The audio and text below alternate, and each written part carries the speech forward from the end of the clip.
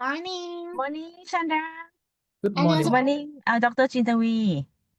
ค่ะสวัส Yeah, ดีสวัสดีสวัสดีค่ะค่ะ Okay, Morning. we will start Hello, event. Hello อาจารย์วสัตรีสวัสดีค่ะ Okay, good Dika. morning, สวัสดีค่ะ distinguished สวัสดีค่ะ keynote speakers and participants. I'm Nawani Songkram, Deputy Dean of the GRAD School at Chulalongkorn University. I'm delighted to welcome you in the Global AI Perspectives and Competency Research, Implementation and Workforce. Today, we are here from three outstanding speakers who bring deep insight into how AI is transforming education, national competency, and the future of work. First, Mr. Shanda Gunawan, Head of Program for Learn AI at AI Singapore, right? AISG, in the topic Advancing National AI Capability Development.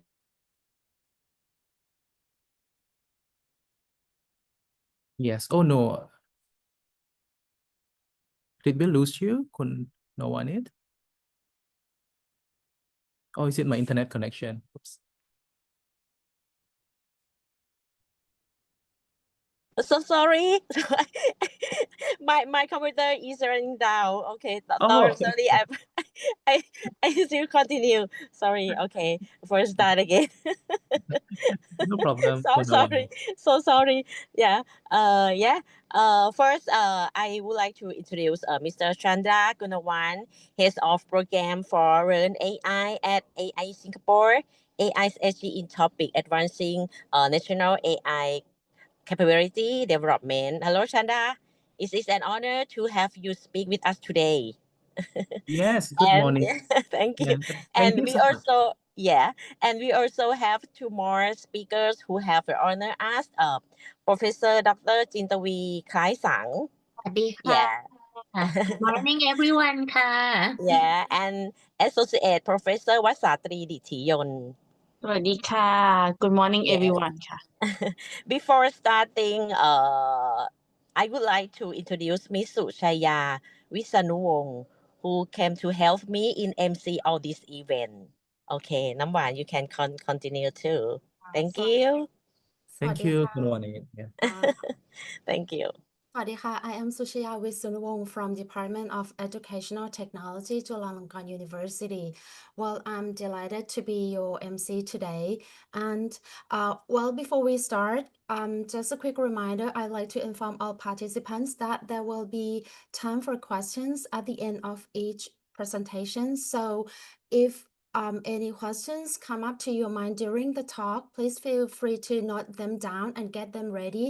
And there will be time for Q&A session at the end of each presentation. Well, let's begin our first session. It's my great pleasure to invite Mr. Chandra Gunawan, Head of Program for Learn AI at AI Singapore. Mr. Chandra brings over 14 years of experience in building public, private, and academic partnerships and leading large-scale education initiatives. He currently heads national efforts at AI Singapore to strengthen the country's AI talent pipeline, foster cross-sector collaboration, and expand AI literacy across education and industry. His work directly impacts more than 15,000 learners and engage over 4,000 students through flagship programs such as National AI Challenge and AISG Goes to School. Prior to this, he led nationwide financial literacy initiatives at Singapore Management University and reaching more than 70,000 young people. Ladies and gentlemen, please join me in welcoming a key figure in AI ecosystem development, Mr. Chandra Gunawan. The floor is yours. Thank you. Thank you, Kun Suchaya. What a great introduction. Thank you. Yeah, and thank you, Kun Nowanit, as well, for making this possible. And yeah, glad to meet you, Kun Jin Tafi. And Kun Wasar, is that you? Yeah, we met in Singapore. Yeah, Yes, in a yes, program. Wow, what a small world. yes. Okay, great. Yeah. So yes, happy and to share more on what Singapore and AI Singapore has when it comes to AI talent development and the national AI strategy. And yeah, very good morning to all. Perhaps I will share my screen. I've prepared a slide deck to introduce who we are and what we do in the space. Let me just try to do this. Share. Okay. May I check if you could see my slides, please? Perfectly, Mr. Chandra. Okay, awesome. Yeah. Let me try to see how I can make this bigger. See. Okay. Okay, hold on.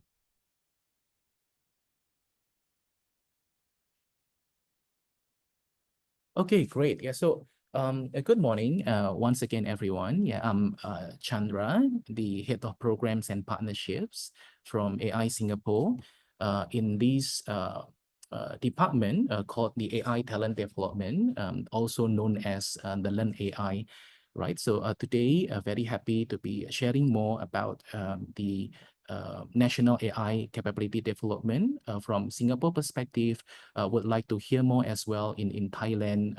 What was the latest during the Q&A so that we can exchange ideas and perspectives too. Okay.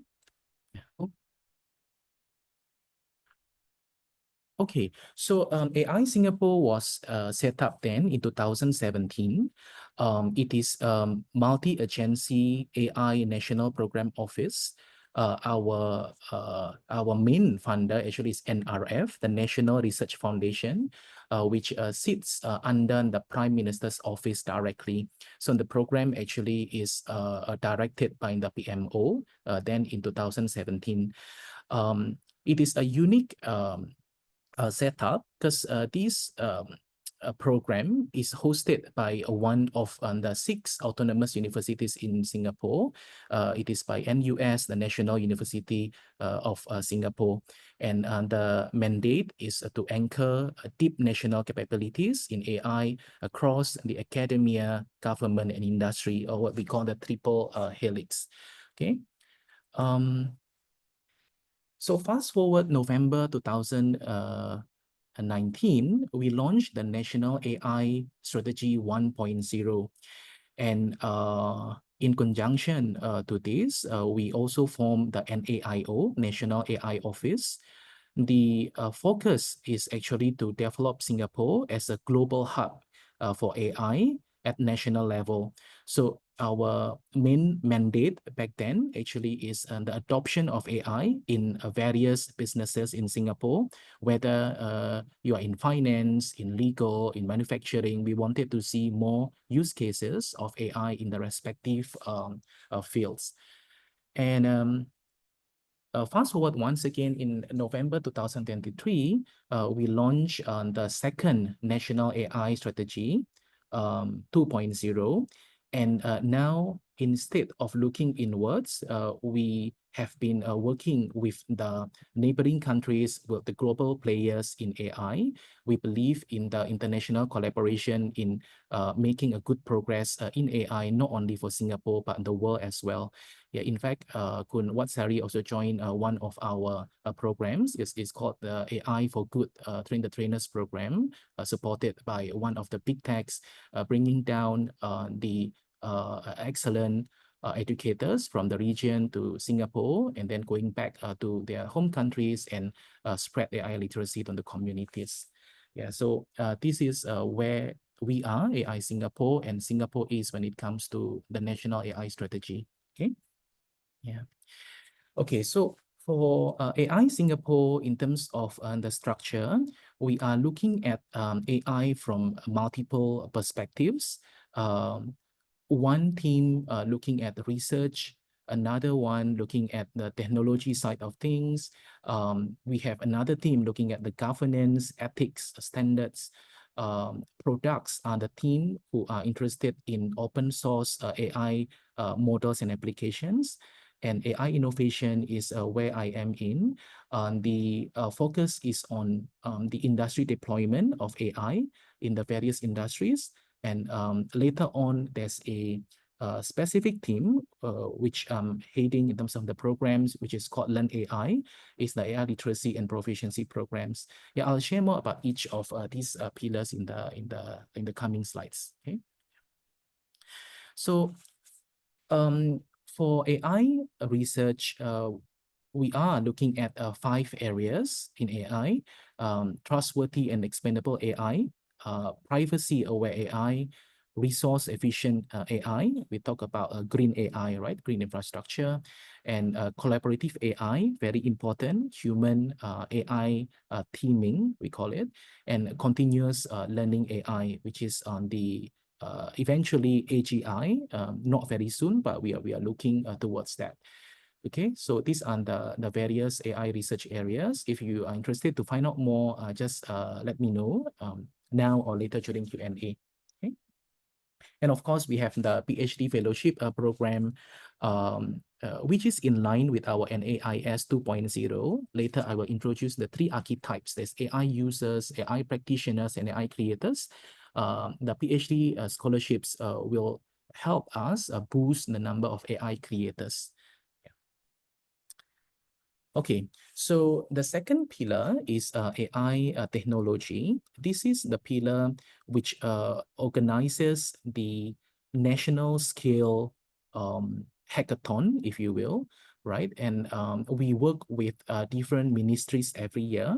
For example, in 2018, we work with the MOH, Ministry of Health, looking at how AI can be used by the primary care teams in healthcare to stop or slow down the progression of the 3H, the hyperlipidemia, hypertension, hyperglycemia, and basically cholesterol, blood pressure, and diabetes. The winners of the challenge, typically those participating in the challenge is not individual. They are a consortium of hospitals plus the universities, pharmacies as well, coming together to solve this national problem statement. And the winners will be supported for at least 3 to 5 years with grant to make their solutions available to the public. Right, so this is our collaboration with Ministry of Health in healthcare. In education, we work with the MOE, Ministry of Education, back then in 2022. And the focus is on how we can use or adopt AI to enhance the mother tongue language education in Singapore. In Singapore, at least, we have 4 3 mother tongue languages: Chinese Mandarin, we have the Malay, Bahasa Melayu, and also Tamil. So we wanted to see how AI can be used in these language educations, mother tongue language education. Yeah, and other than the grand challenges, we have other challenges as well. For example, in collaboration with the MINDEF, Ministry of Defense, with the DSO on the materials discovery as part of manufacturing. We work with the Ministry of Information as well on the Trusted Media Challenge with the MAS. MAS is the Monetary Authority of Singapore on the AI in finance, and SLA is on logistics. So we are tackling AI adoption in different industries through these challenges. Yeah, so this is what the AI technology team is doing, right? Okay, so next, AI governance. We are looking at 5 areas, at least, in AI governance. Fairness, this is to ensure that AI is benefiting everyone in the community, right? So focusing on the bias detection and prevention. Accountability, to ensure that AI is properly regulated. So here we are spotlighting the liability and compensation framework. Transparency and explainability, very important. We want the systems we want to ensure that the systems is the system appropriately enable those affected to understand the process in general. So transparency tools, explainability standards and measures are our focus. One of them actually is the AI Verify Foundation, which we work closely with IMDA. Okay, and ethics and human centricity, ensuring the AI serves the interests of the broader community, looking at the values and trust in AI. And last but not least, very important is the safety and security when we all use AI. So there's safety certification, data protection, and cybersecurity is our utmost importance in our work in AI governance. Yeah. Okay. Next is AI products. Then probably I have a short break if anyone has any question before I move on to the AI innovation. Okay, so for AI products, this team is looking at the open source AI models or software applications that everyone can use. In fact, if you have your Google in front of you now, you can type out AI Singapore AI products. We have many products that you can use. You can integrate into your own solutions. For example, Tech UI, this is the RPA tool, and Speech Lab, this is our voice recognition or speech recognition tool that can help you to convert audio to text, right? CV Hub or computer vision hub. This is where you can use this model to detect the movement or posture, for example, and this has been widely adopted in Singapore. Even HP, one of the IT leading companies, actually using this during COVID period to identify the temperature, the body heat, whether one is having COVID or not. Yeah, so that has been used. One of the case studies, right? And we have natural language processing hub, Synagos, and Cudo, CUDO. Yeah, and NLP, the natural language processing hub, actually it has grown so much, especially after the boom of ChatGPT, right? And since then, this team has grown into what we call the Sea Lion, the Southeast Asia language in one network, Sea Lion. And the rationale, or rather the motivation of us having Sea Lion, is that ChatGPT is mainly generated or provided by the big techs, typically sitting in the Western countries. So the language then naturally will be English. In Southeast Asia, including Thailand, Singapore, Indonesia, we have such rich cultures. We have our rich languages, we have our customs, which might not be captured in large language models like ChatGPT or even Gemini and others. So we want to have our own what we call RLM, the regional language model, which will capture the richness of the cultures that we have in Southeast Asia. So there's this a funny term that they call weird, right? The Western educated, industrialized, rich democratic societies. We wanted to create our own in Southeast Asia region when it comes to the language model that is called the Sea Lion. And we have worked with partners in the Southeast Asia. Indonesia is Sahabat AI, and I think in Thailand, I'm not sure if you guys are aware, there's this a partner called WANG, if I'm not mistaken. Yeah, so working together with them in training the models so that it becomes better and better, and everyone in the communities can use this in their work, study, and lives. Okay, yeah, so this is AI products. Okay, so next is AI innovation. A lot of things and programs I would like to share more that might inspire you in what you do and from the country as well. But before that, I'll just pause a while. Anyone has any question so far? I can't see your faces, strangely. How can I go back to that mode of Let me stop share. To stop share? Oh, what we have?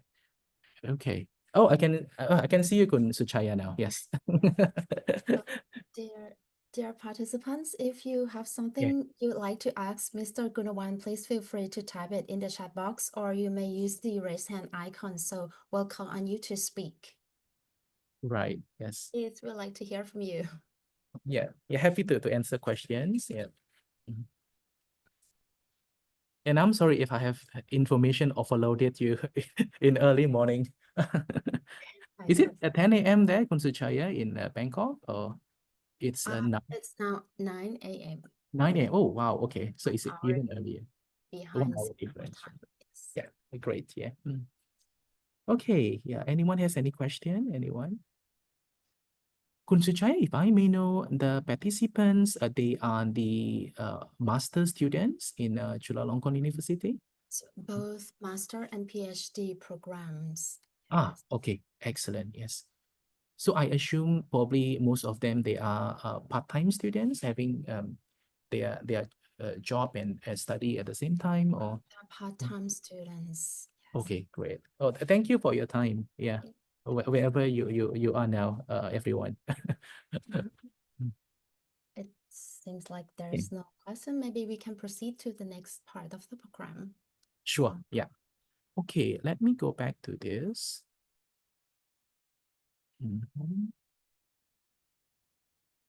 Okay, just to check if you can see my slides, everyone. Yeah. It's perfectly, Mr. Gunawan. Okay, great. Okay, so now back to AI innovation. This is the pillar which I am in. Our focus is on realizing the business value of AI.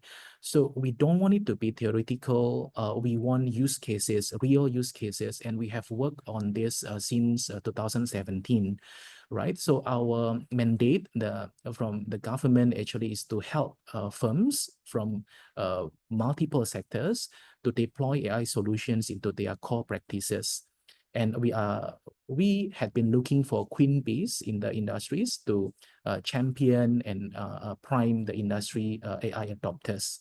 And at the same time, along the way, we realized that we can't be imposing the companies to adopt AI by themselves. We also have to grow the national AI engineering talents. Yeah, I'll share more about that in the next few slides. Okay, so this is called the 100 experiments. So back then in 2017, when we were set up, we were given a mandate to have at least 100 AI experiments with the small and medium enterprises in Singapore, right? And just bear in mind, this was before the ChatGPT release. So it was very difficult for us actually to go to the companies and convince them in terms of the potential economic benefits of AI. And in my case, when I went down to schools last time to share more about AI, they were like, "Oh, is it a robot?" And I said, "No, actually, AI is more than just robot." But it's difficult to change the mindset of everyone then, almost everyone then, yeah, before ChatGPT booming. And thanks to LLM, ChatGPT, after it was released, actually everyone now is everyone realizes the potential of AI and see how that can be incorporated into their work, their businesses too. Okay, so 100 experiments, the way it works is it is a 9-month program, right? We have 2 months of deep skilling for the AI apprentices, right? And then 7 months of the development of the solution, what we call MVM, right? And after the completion of the 9-month program, AI Singapore will be delivering the solutions to the companies, and they can use these solutions for their companies. And when we develop this, we realize that we don't have enough manpower or AI engineering talents in Singapore. So hence, if you look at this slide, I'm not sure if you can see my arrow or cursor. There's these roles they are called AI apprentices, right? Who are these people? Actually, they are already in the workforce. I think it's in my next slide. Okay, excellent. Yeah.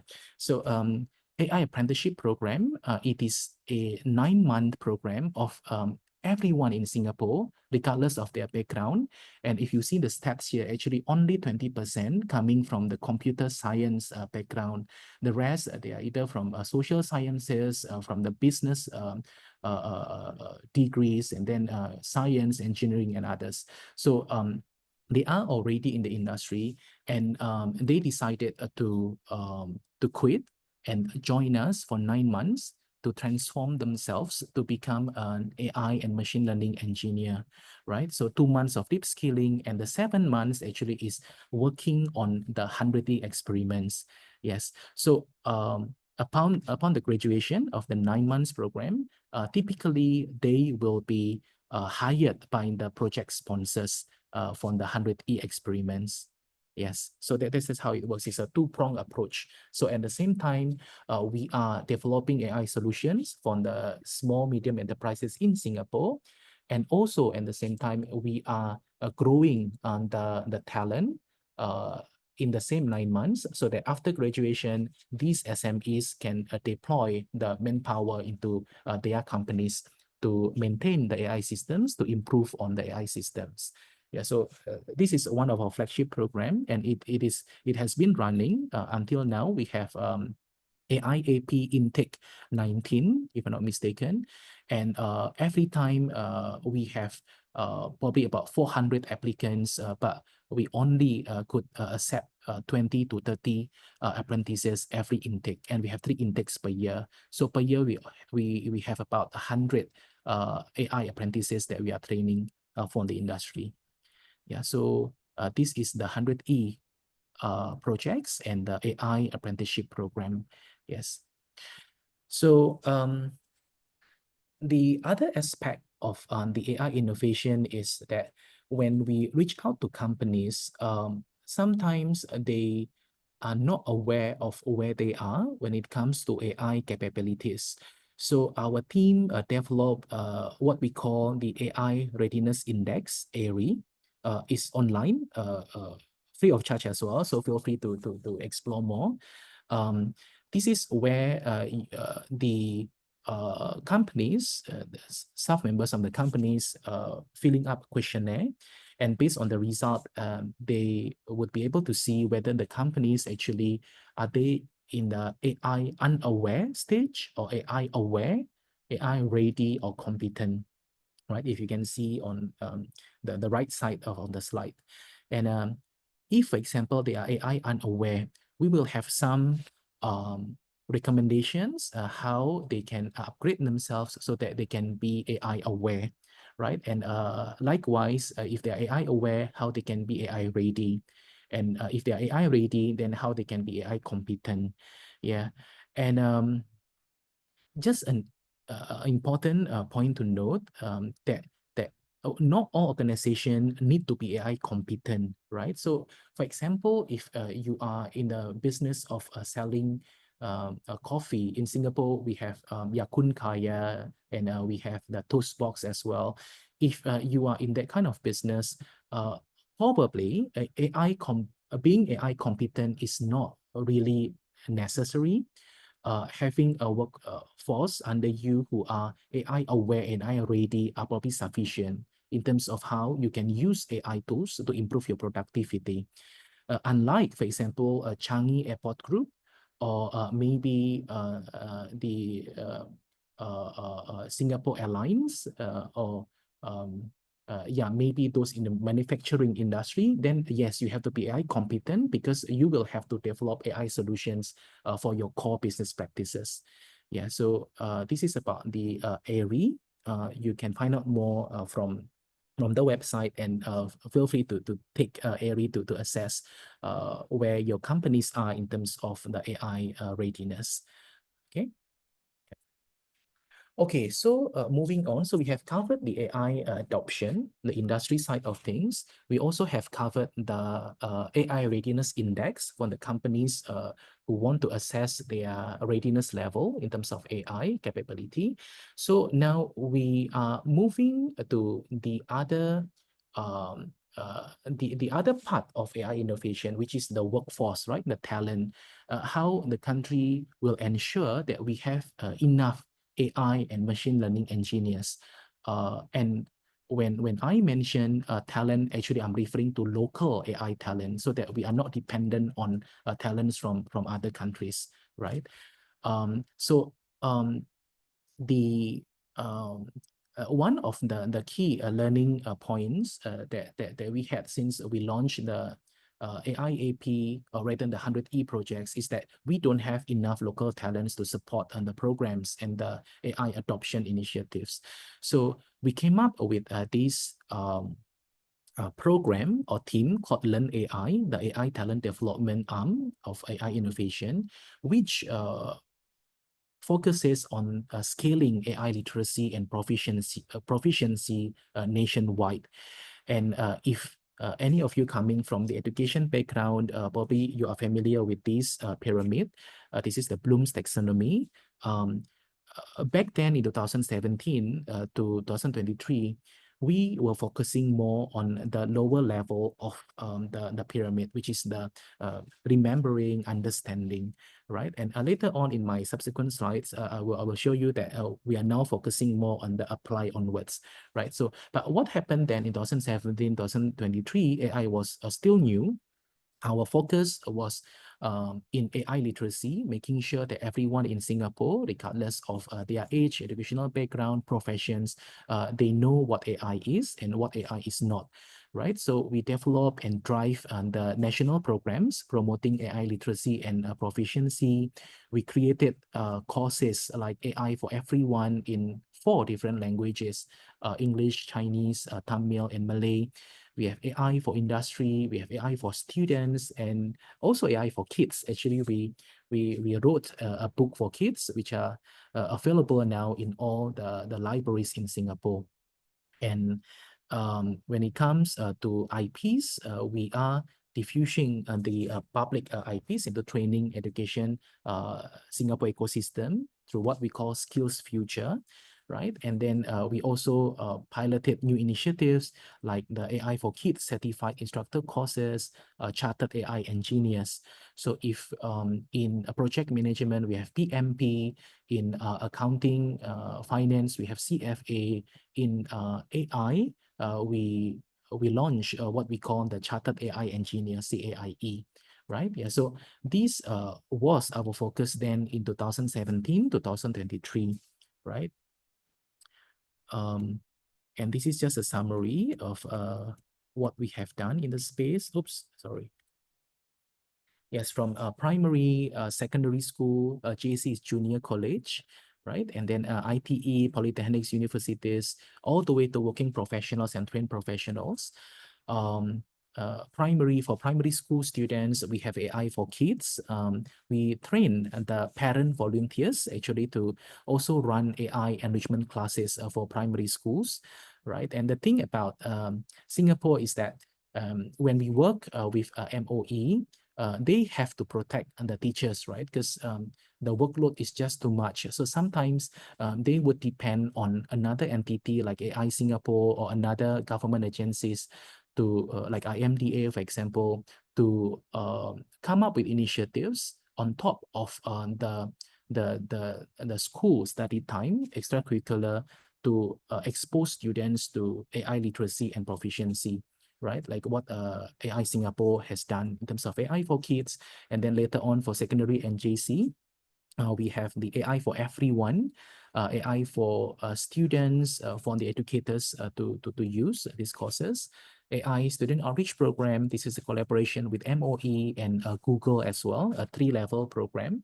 There's an AI literacy foundation is in AI, and the Google certification. And upon completion of these 3 levels, students can apply for internship opportunities, which are provided for them.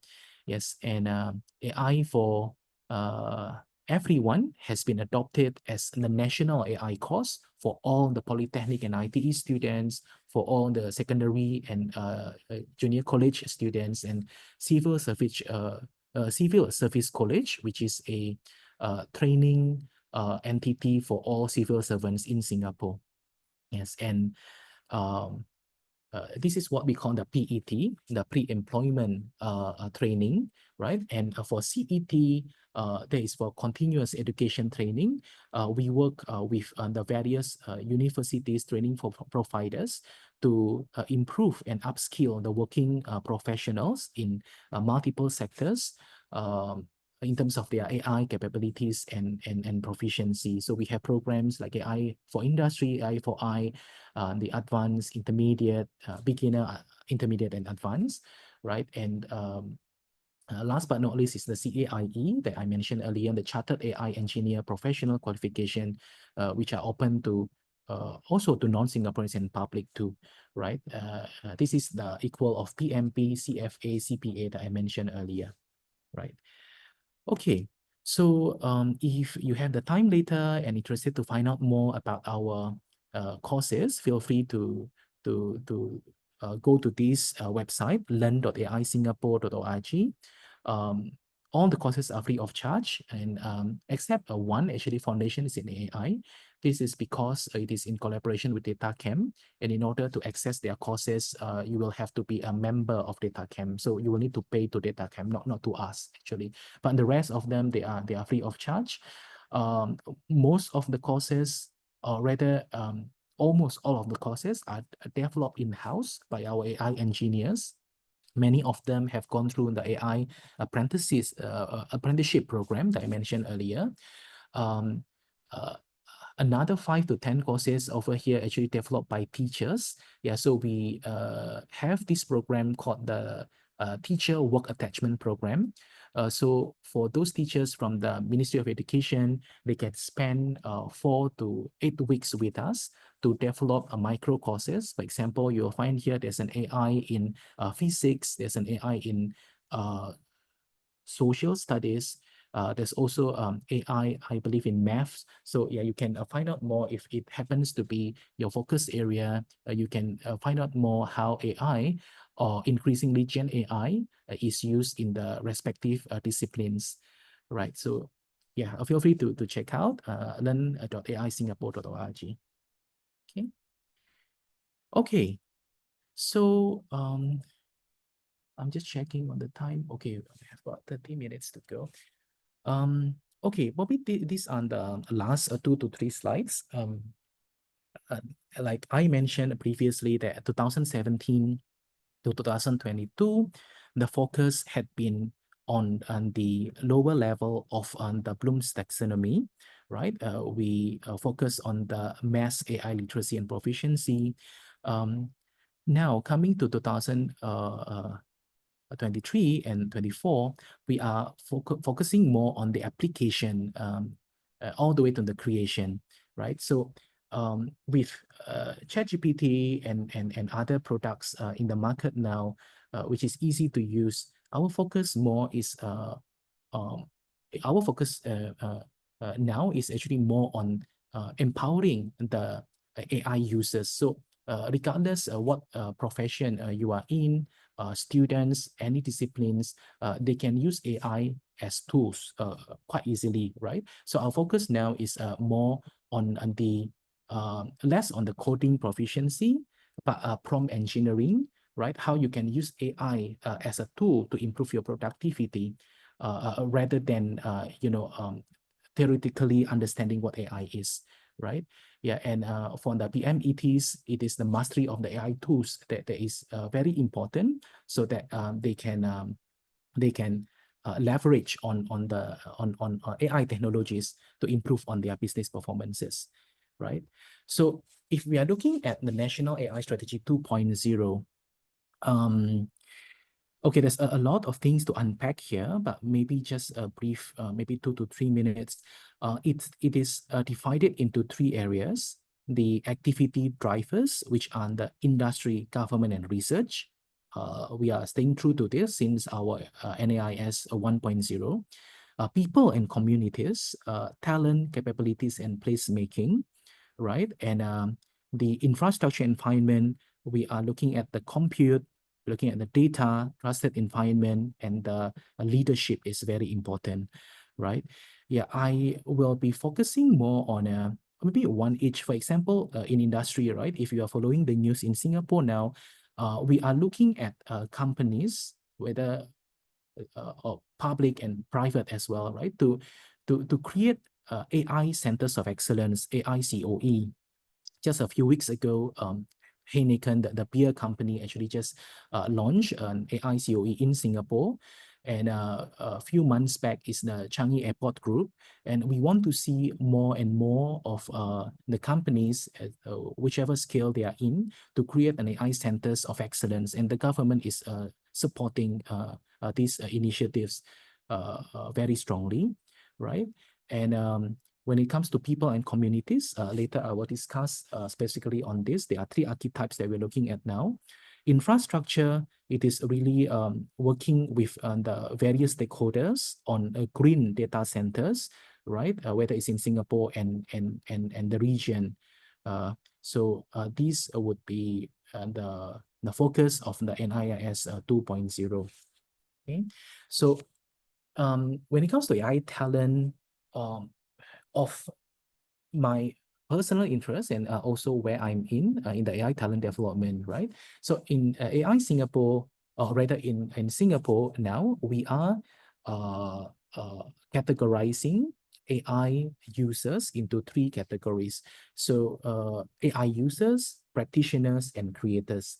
So when it comes to users, it is actually every one of us, and regardless of age, regardless of profession, students, working adults, everyone who are using AI, whether it's ChatGPT, whether it's computer vision, whether it's your Alexa, for example.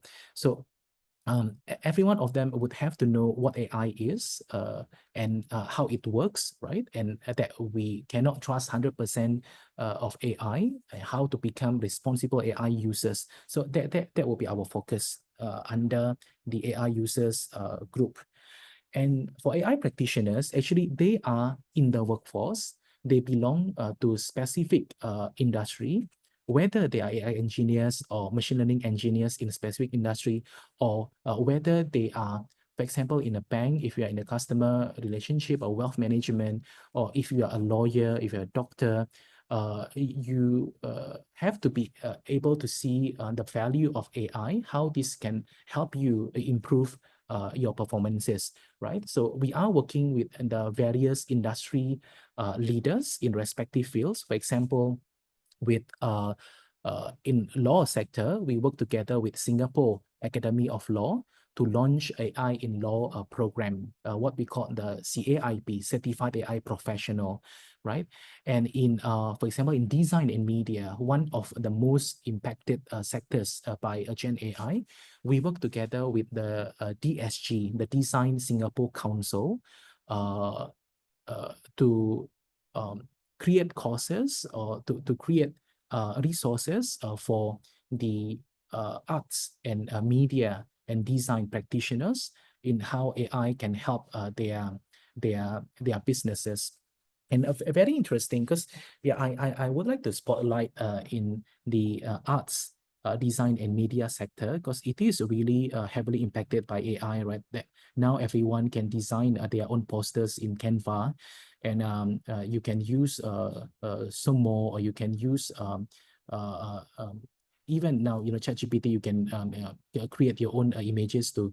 So in this sector, it is the change in the mindset. When I talk to the people in the industry, there are two camps, right? So one, a bit more conservative, believe that everything must be hand drawn, right? Instead of using AI to generate the art pieces.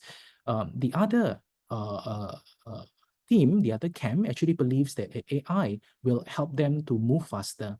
So, for example, now, if you are a design company, right, and you work with your client, and your client is telling you, I want this to be well, maybe just a poster, right? Marketing collaterals. I want this color, that color, this vibe, and I want specific characters and this and that. So if you are building your prototype or if you are building your draft from the scratch, then it will probably take you, I don't know, like 1 day, 2 days, maybe 1 week. Then you come back to your clients and they will tell you that, hey, actually, this is not what I wanted. This is what I meant, right? So this Cam who believes in AI as productivity to actually use AI as a prototyping tool, right? So they quickly translate the requirements by the users using LLM and show the users probably within minutes or half a day and show them that is this what you wanted. Then at the same time, the clients can tell them on the spot that, oh, actually, yes, something like this, but I want this, I want that. You see, so you see that way, AI actually is being used as an excellent productivity tool, so that you can deliver your projects in a very timely manner, and you can get your user requirements promptly and accurately.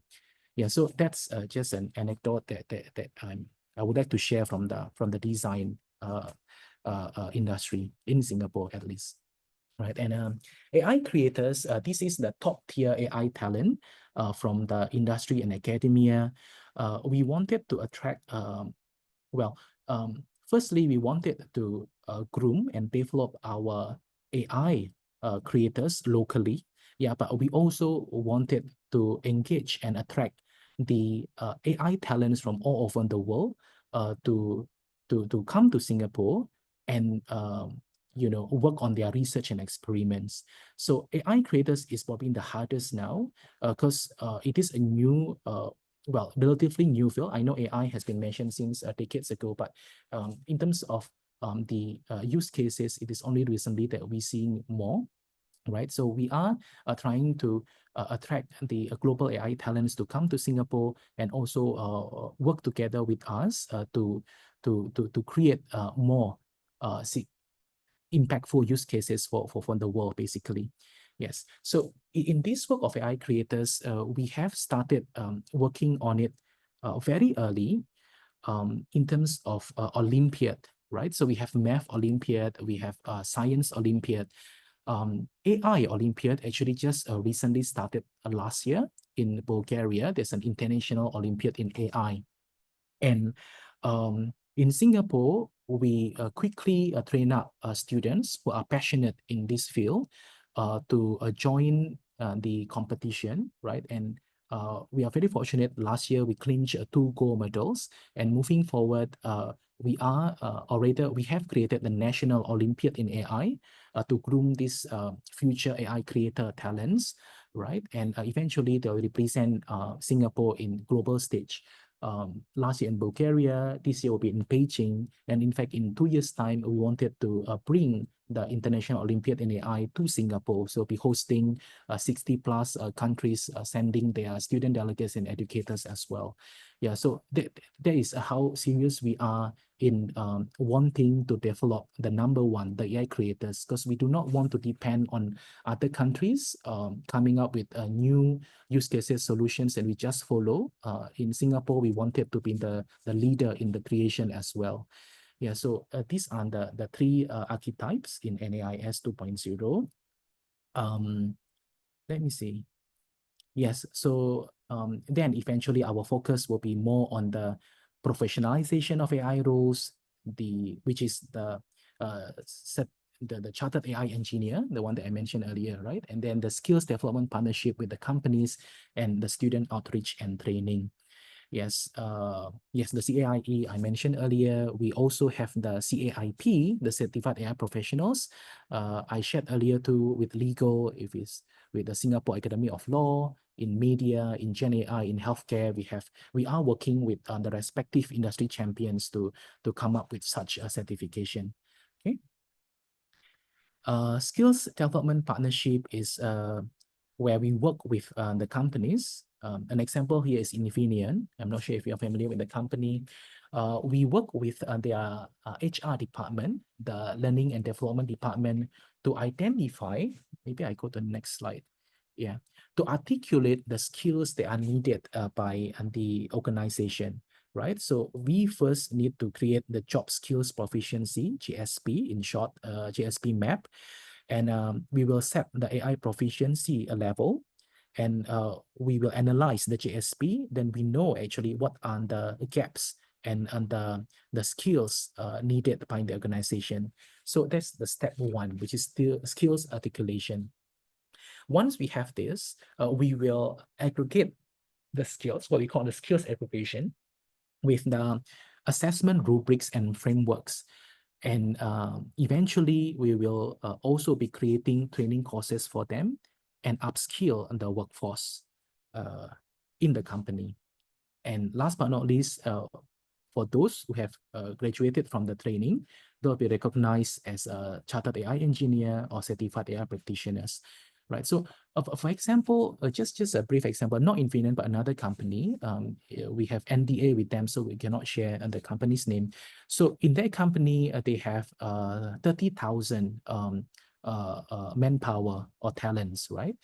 And what the HR wanted, which we think is very strategic, all 30,000 of them, they must be AI literate, right? So then we created AI literacy course for all of them. It's online course, 1 hour, 2 hour session. Everyone can do it at their own time and pace, right? But out of these 30K, they wanted to train 3,000 of them to be more literate user of AI, or AI power users, they call it. So for them, we created training programs face-to-face, go down to the companies every week to train this select 3,000 a group of manpower in the company, right? And out of the 3,000, they wanted to train 300 of them to become an AI machine learning engineer. So that's when we bring their staff over to AI Singapore to work on the industry projects, the 9-month project that I mentioned earlier, together with our apprentices. Yeah, so that's how we marry our programs to the needs of the companies. So this is one of the focus area that we are doing now in AI Singapore. Okay, and last but not least, it is really in the student outreach. We believe in the need of the future AI talent, right? So we have created a lot of programs. I'm directly in charge of these programs, like the AI Student Outreach Program in collaboration with MOE. We have SUG student user groups in all the universities in Singapore, all the secondary schools in Singapore. And we have about 6,000, 7,000 SUG members now, 15,000 outreach by the AI Singapore Goes to School, appreciation days, and so on and so forth, and a curriculum integration as well. Some schools, they are more forward-looking and more progressive. They integrated the literacy in AI into their curriculum. That's under AI Student Outreach Program. And for the National AI Student Challenge, we've just completed in a few weeks ago, rather actually last week, we conducted the grand finals in conjunction with AI Student Developer Conference.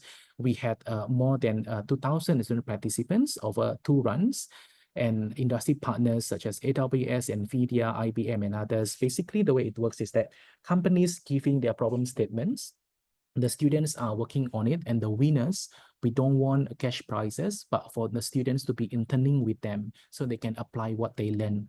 And in fact, for the recent National AI Student Challenge that just completed, right?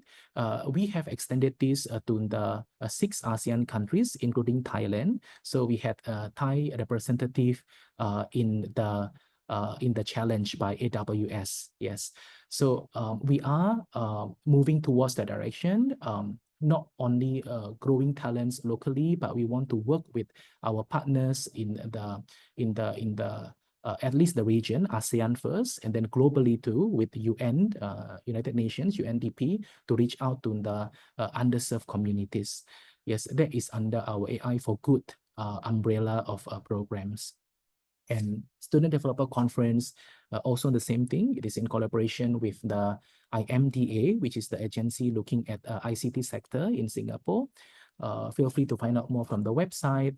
And basically, it is on the place, the avenue where students can meet the industry partners. They will be joining panel discussions, keynote speeches, and they can showcase their projects as well, so that the potential employers or potential project partners can be pitched on the spot, and they can work on future plans together. So basically, this is a great avenue for them, for both the industry players and for students to showcase what they have. This is the rationale or the motivation of us organizing the Student Developer Conference. Yeah. Okay, with that, actually, that was my last slide. Yeah, and thank you so much for listening. I'm not sure if I overrun, or actually it's a 10:51. Opening up and the floor to questions if you guys have, and really appreciate the time, yeah, that you guys have for me. Mhm. Okay, thank you so much, Mr. Gunawan, for that insightful and inspiring presentation. Well, Mr. Gunawan has given us more than just a framework. He illustrated a real AI capability building looks like when it's driven by people, powered by partnerships, and guided by purpose. He has made it clear that national AI strategies and ecosystems don't grow from policy alone. They grow when education, community, and collaboration comes together. His message today is a powerful reminder that AI readiness is not just a technical benchmark. It's a long-term investment in people and in our shared futures. That's right. Ladies, Yeah. yes.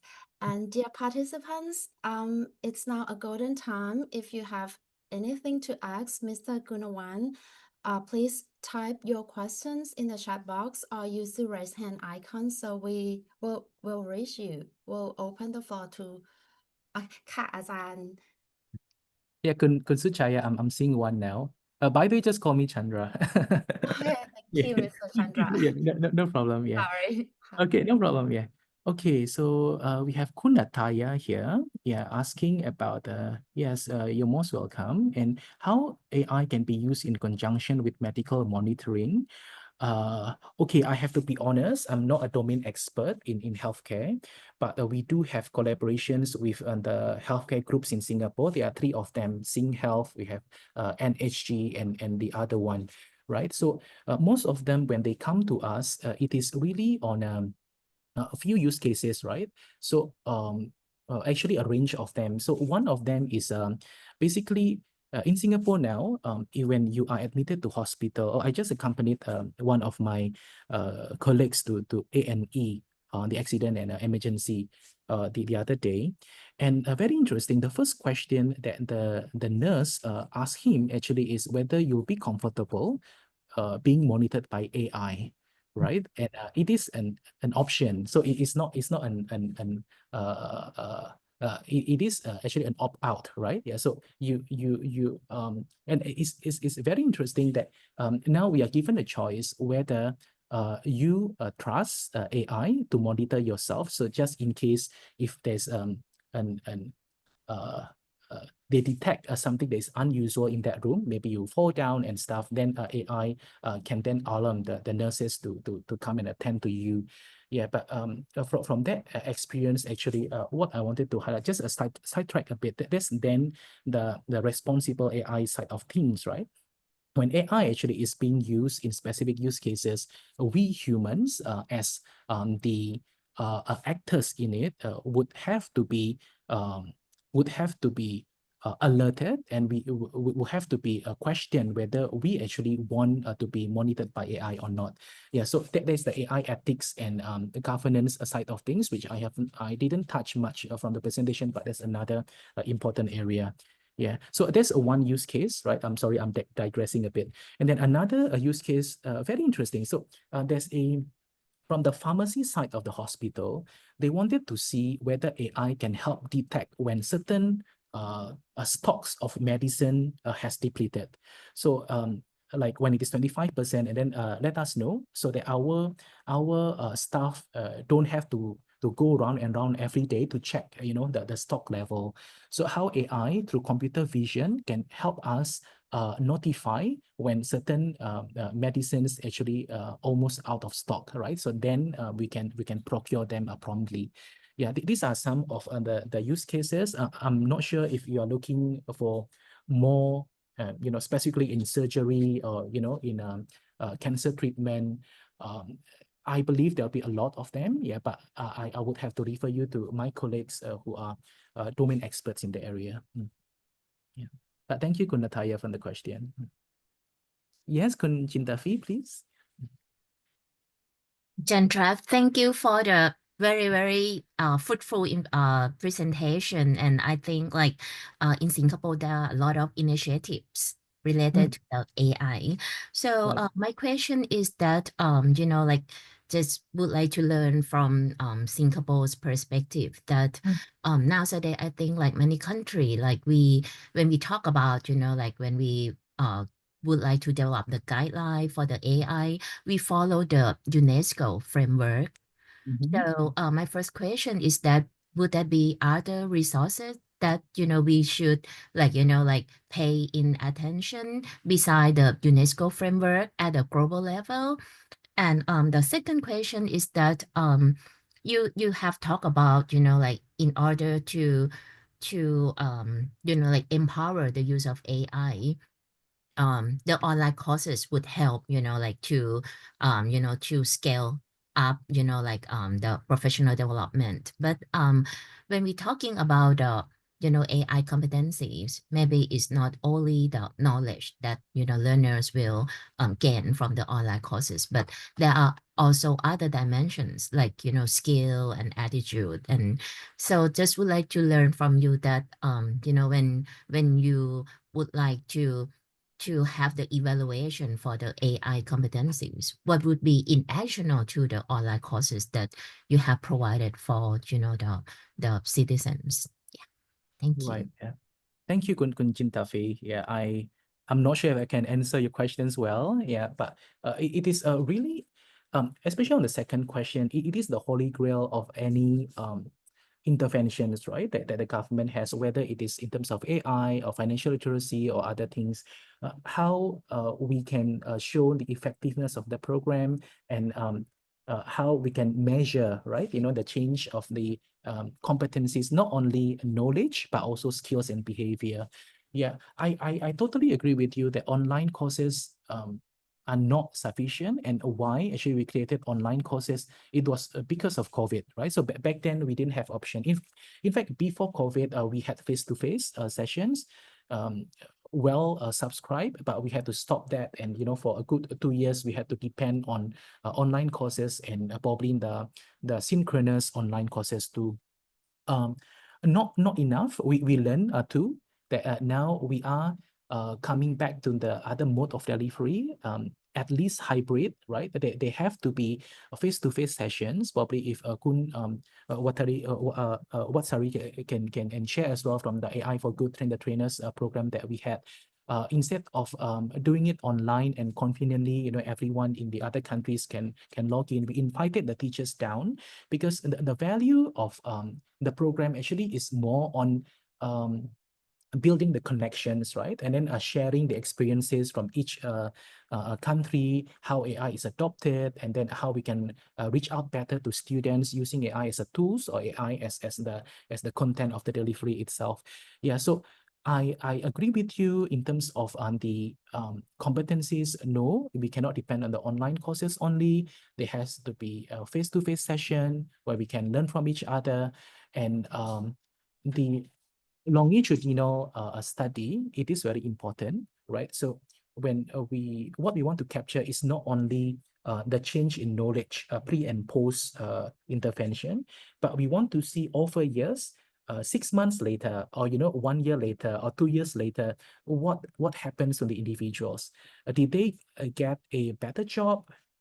In terms of earning, like is there promotion, or now whether the specific student has continued the journey to become an engineer, or he or she moves to another sector. This is another unique case, right? In Singapore, MOE has this specific mandate to ensure that students in STEM would stay in STEM and be doing careers in STEM, because there are a lot of them. They are educated in STEM, but eventually they join probably real estate or business or others, right? So there's specific mandate that we have to achieve from one of the programs that we manage. 80% of them must be staying true to like STEM career. So yeah, a longitudinal study is very important, so we can see what is the real impact of the interventions. Yes, and with regards to your first question, AI Singapore represents Singapore in the world standard committees, including GPI, if you're familiar with that, GPAI, maybe you can Google it.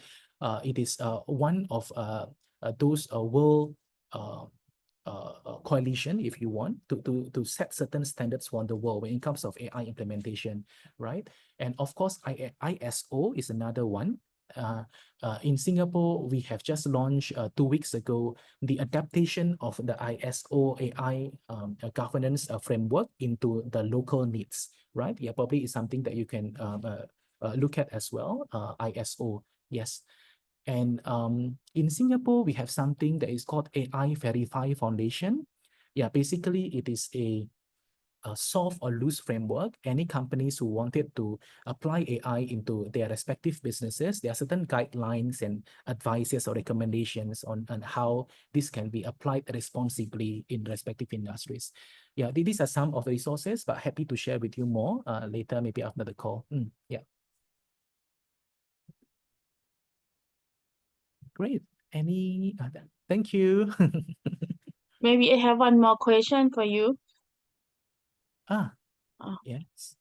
Okay. Mm, I would like to know that I think you work with the teacher in Singapore and the student in Singapore about the yeah. AI. So I would like you to ask you about the, like the rule or the standard that right about the AI in learning and teaching in Singapore. Do you have any rule that student how much the AI that student can use for their support their learning? How much the AI the teacher can use for support their teaching? Can you share with us?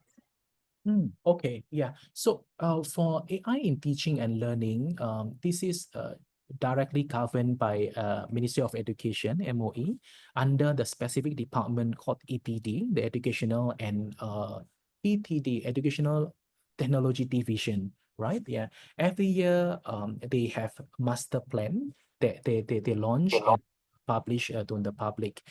And the stance has been that everyone, all the educators and students must embrace AI. So it's not a case where, okay, we are ignoring and, don't use AI, don't use ChatGPT. It's not that, right? The mandate has been how we can use AI to enhance your learning and teaching, right? Yeah. So from the student point of view, there are a lot of courses that they are taught in schools. Asking them to go to ChatGPT and then ideate, right? Based on the problem statement given, but with their own judgment, they would have to make a summary of, how much ChatGPT is accurate or not accurate, and what they think about what ChatGPT suggested. Right, so it is the critical thinking that we wanted to inculcate in our students, in youth. So eventually, when they are exposed to so even now when you Google search, the first thing that appears actually is AI overview, right? Yeah, but we are afraid that people might think that AI overview is the fact, but sometimes not. So you will have to check and recheck. So this kind of habit is the one that we wanted students to understand. Like, hence in schools, we train them to use AI well, responsibly. Yeah. For teaching and learning, this is a whole new world of teaching and learning, I must say. Yeah. Sorry, my cat is meowing. Yeah. Okay, we are talking about pedagogy. We are also talking about in Singapore, I'm not sure whether it's true in other countries, our teachers are bogged down by the marking, right? So like, grading and marking, that takes a lot of time.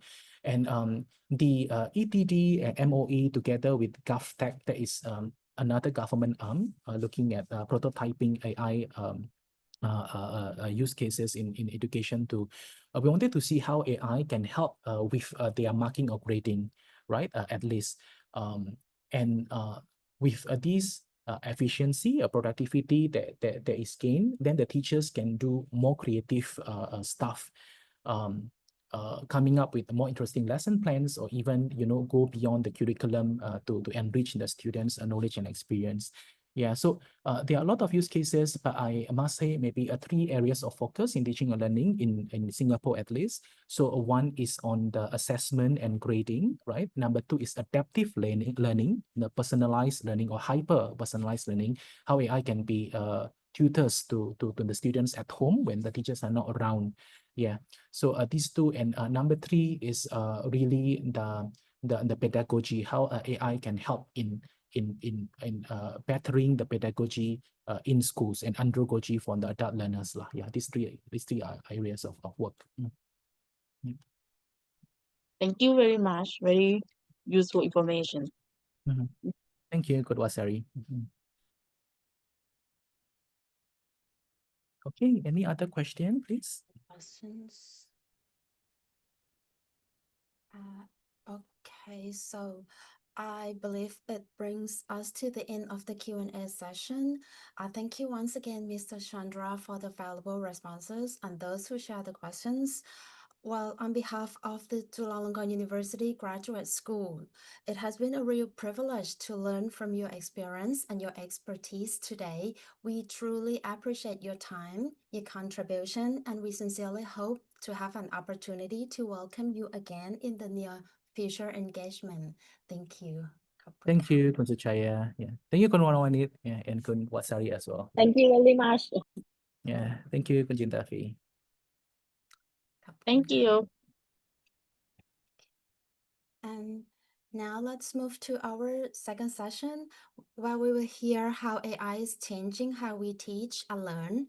And now let's welcome our second keynote speaker, Professor Dr. Jintavi Klai-Sang, a full professor of educational technology and communication at Chulalongkorn University. Since 2018, she has been leading the Thai Cyber University project, and her work on Thai MOOC now supports more than 2 million learners nationwide. Her research focuses on AI-driven education, ubiquitous learning, flipped classroom, and virtual learning environments. Professor Jintavi's award-winning innovations include Empower Me, an AI chatbot for skill development, Future Me, a personalized career planning platform, and the Donation Hub, which turns e-waste into digital learning tools. With over 100 academic publications, more than 30 research grants, and 20 international invention medals, Professor Jintavi is a driving force behind digital learning transformation.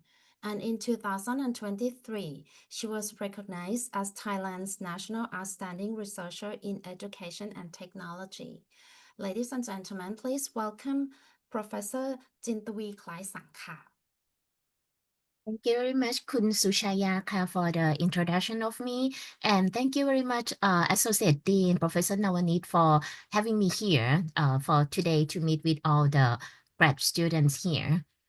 It's my pleasure. And for this half an hour session, what I plan to do is that I plan to introduce tools, to all of you that to help you more creative and maybe a lot more enjoy when you're doing research or doing the assignment from the class. So that the goal of this session. And at the same time, I think what I'm going to address is that I would like to show from instructor perspective about how we think and about what all the students have used this AI in the class and what would be the direction. So I think for this half an hour session, this is what I'm going to address.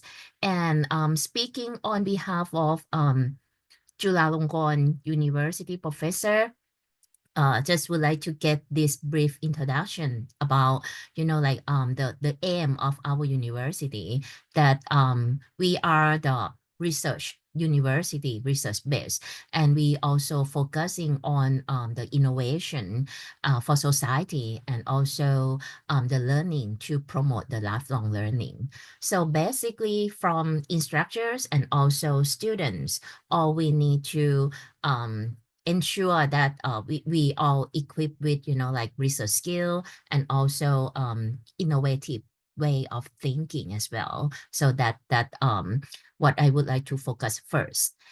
And when we're talking about, the lifelong learning and, to becoming the social innovator at Chulalongkorn University, actually we not thinking about at the undergraduate or graduate level only, but since we have the demonstration school, so actually the way we grooming our learners starting since they are very young. Like for example, on the screen, this is my girl, who's start doing the innovation since they are in the second grade. So the way that, Chulalongkorn think about, perceive about innovation is that we start it grooming them at the very young, and then they become the lifelong learner and lifelong innovators. So that is, the short brief introduction about, like the position of our universities.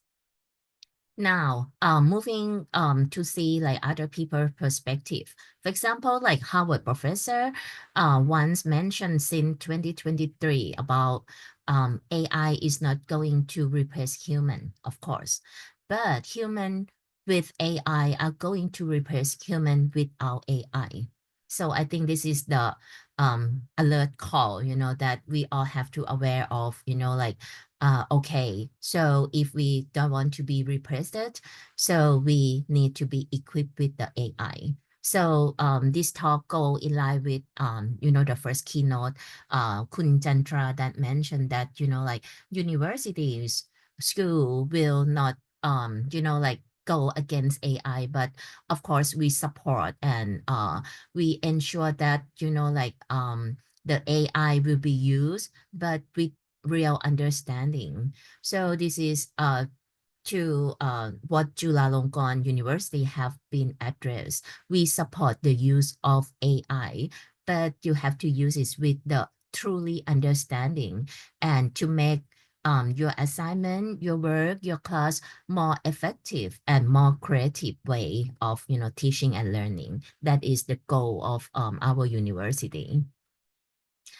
Then when we're talking about the generative AI in general, the first thing that, like you have to aware of is that generative AI is no longer only text generation tools, like, what we've been using for a couple of years. But nowadays, they quite powerful for image generation, video, audio, code, and data, and many, many more to come. So this is the first awareness that I would like to address to all of you to ensure that it's not only the text anymore, but it's also include other type of, like generation output. And the second thing worth mentioning is that like this is aligned with what Kun Chandra just mentioned, what happened in Singapore. And I think it's the same happened at Chulalongkorn University, that we empower AI into all of the undergrad and graduate courses at Chula. And we no longer looking at, the regular type of creation, that come out as an output from all the courses, but we focus more on the design of innovative AI power solution. So that is the ultimate goal of, like all the courses at our universities, followed by Bloom taxonomy, that we have AI power into all of the learning domain. And another thing I would like to point out is that most of the universities, including Jula, we align our framework with the UNESCO framework, which we're looking at, the five aspects, including the mindset, the human-centered mindset, the ethics of AI. We use AI ethically, and at least our students have to know the AI foundation, application, AI pedagogy. This is maybe from the instructor point of view that we have to aware like what would be the AI power pedagogy to best fit in our course. And last but not least, the AI for professional development. So all these 5 aspects, we're looking at the 3 levels of progression: acquire, deepen, and create, which this is the UNESCO framework. Looking more into the roles of generative AI, if you have a look at the UNESCO practice, they have set up the role for the AI differently. And this is what, like looking when you use the AI, to do your assignment or to do the homework. You can use AI as the possibility engines to help to ask AI to generate the alternative ways of idea, to find the idea. Secondly, you can use the AI as the Socratic opponent. When you doing the assignment, when it's about to be the part of the discussion, you can ask the AI to act as the opponent side to develop the starting point of the argument. So this one is quite interesting for the graduate level work to help you more critically in, like your assignment. Collaboration course, we can ask them AI to help you research or to solve problem together, to be guide on the side, to be personal tutor. For example, if you would like to have your English competency to the upper or higher level, you can ask them to to set like the tutorial session for you personally with them. AI can be the co-designer, study buddy, dynamic assistant. So mainly these are the basic roles of AI along with the description and the example of how you can implement it. So take a look when you have time for more detail. Next, I would like to mention a bit about the conference last year that I have a chance to be involved. And on that conference, of course, the theme is, the AI in educational era. And just would like to recap from what happened at the international or the global level. Last year in the US, they start to have the AI tools embedded or integrated in their learning management system. So now in the US, they have the AI tools power into their management system. So teacher or the instructor can select like, okay, this assignment can allow student to use the AI tools, and on what kind of test, you can also select that. And also you can look at the history of the use of AI from what students have access.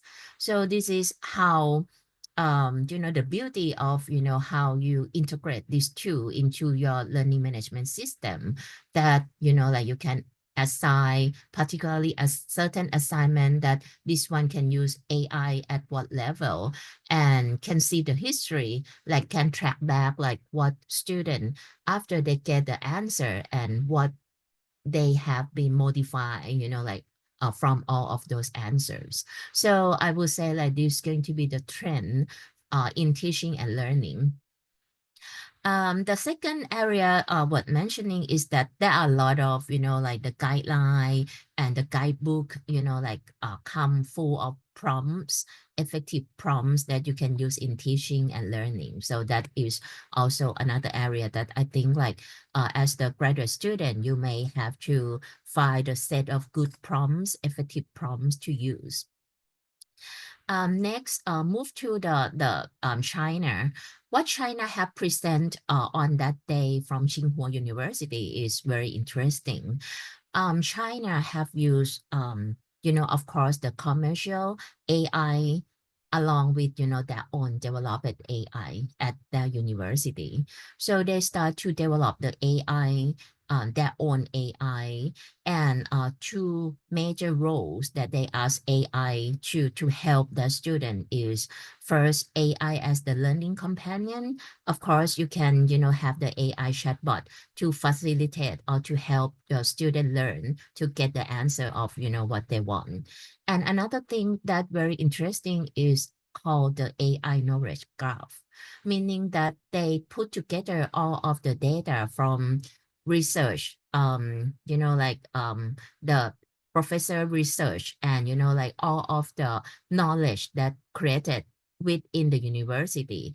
And then when students would like to looking for the related knowledge, like from what they're learning, the knowledge graph will show available for the student to dig deeper on, the certain domain that they would like to explore. So these two features, I would say that is quite effective and very interesting initiative from the China. And from July, I think like we very advanced with these initiatives at the international level. July also have July Genie as the AI chatbot that, to serve the community needs and, to help students learn. So this is, I would say like going to be the trend for teaching and learning at a higher education level. Next, this is worth mentioning that from Dr. Somkiat, the president of the TDRI, once he mentioned in his talk, about nowadays we have to be assured that we are the cyborg type of human, which is, like we are the skilled individual and we leveraging the use of AI. If we doing so, our work, it turned out to be like the very top quality kind of work, like grade A outcome. Comparing with, if you are the smart user, if you are very keen in your area, very expertise, very skilled individual, but you don't use AI, eventually your work will grade lower down to grade C outcome. So this is how, like the fact of today that at least we have to aware of. So please be the cyborg learners. And then how to become that cyborg learners.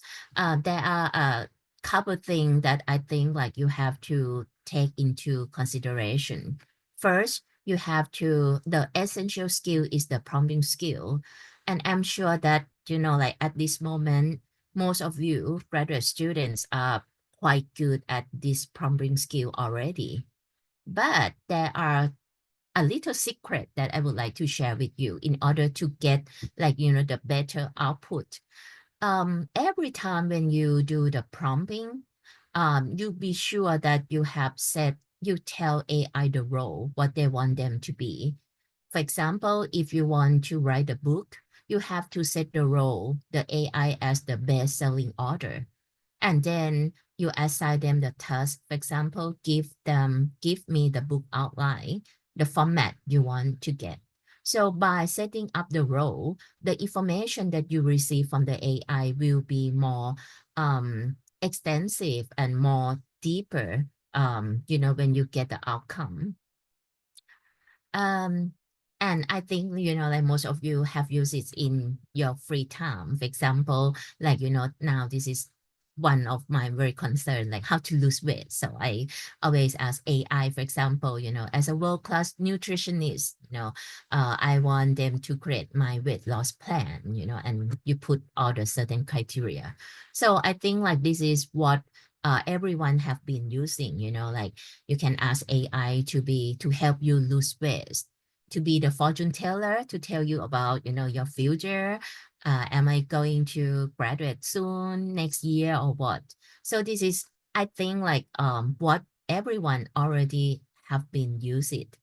And that AI learn from the conversation, kind of, prompt. So you can keep talking to them, provide them information. The more information you provide, the more right to the point answer you will get. So that I think like everyone aware of that. So moving to more academic, like activities.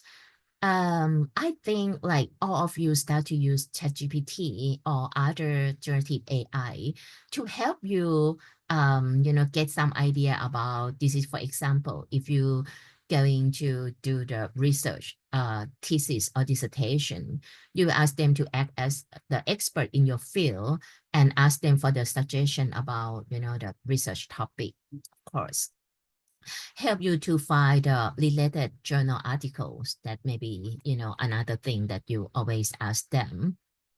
What else you can get from AI? You can also ask them to be the academic research expert and ask them to help you research for the related literature review. That is one thing that you can ask them. And if you have the very detailed prompts, like, you ask them to have the name, the author, publication date, and within 5 years, and prioritize the recent publication, ask them to give you the link, summary, this kind of prompt, organized manner, you will really shorten the time when you do the literature review. And you can use this as the starting point, to further review of your literature. Next, what else you can ask them to do? You can ask them to act as the academic research expert and ask them to help you summary, like this whole 20 pages article, and it's very shorten your time. And you can even address, like what topics that you would like them to summarize. Things like this can a lot shorten your time, from this.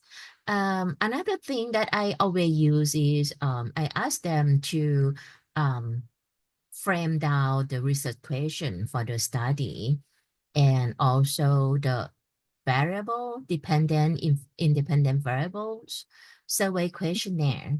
Sometimes you already have the first draft. You may ask them to think beyond, what you have, and then ask them to have, the survey questionnaire for you, and then you can edit, modify to best fit to your research study.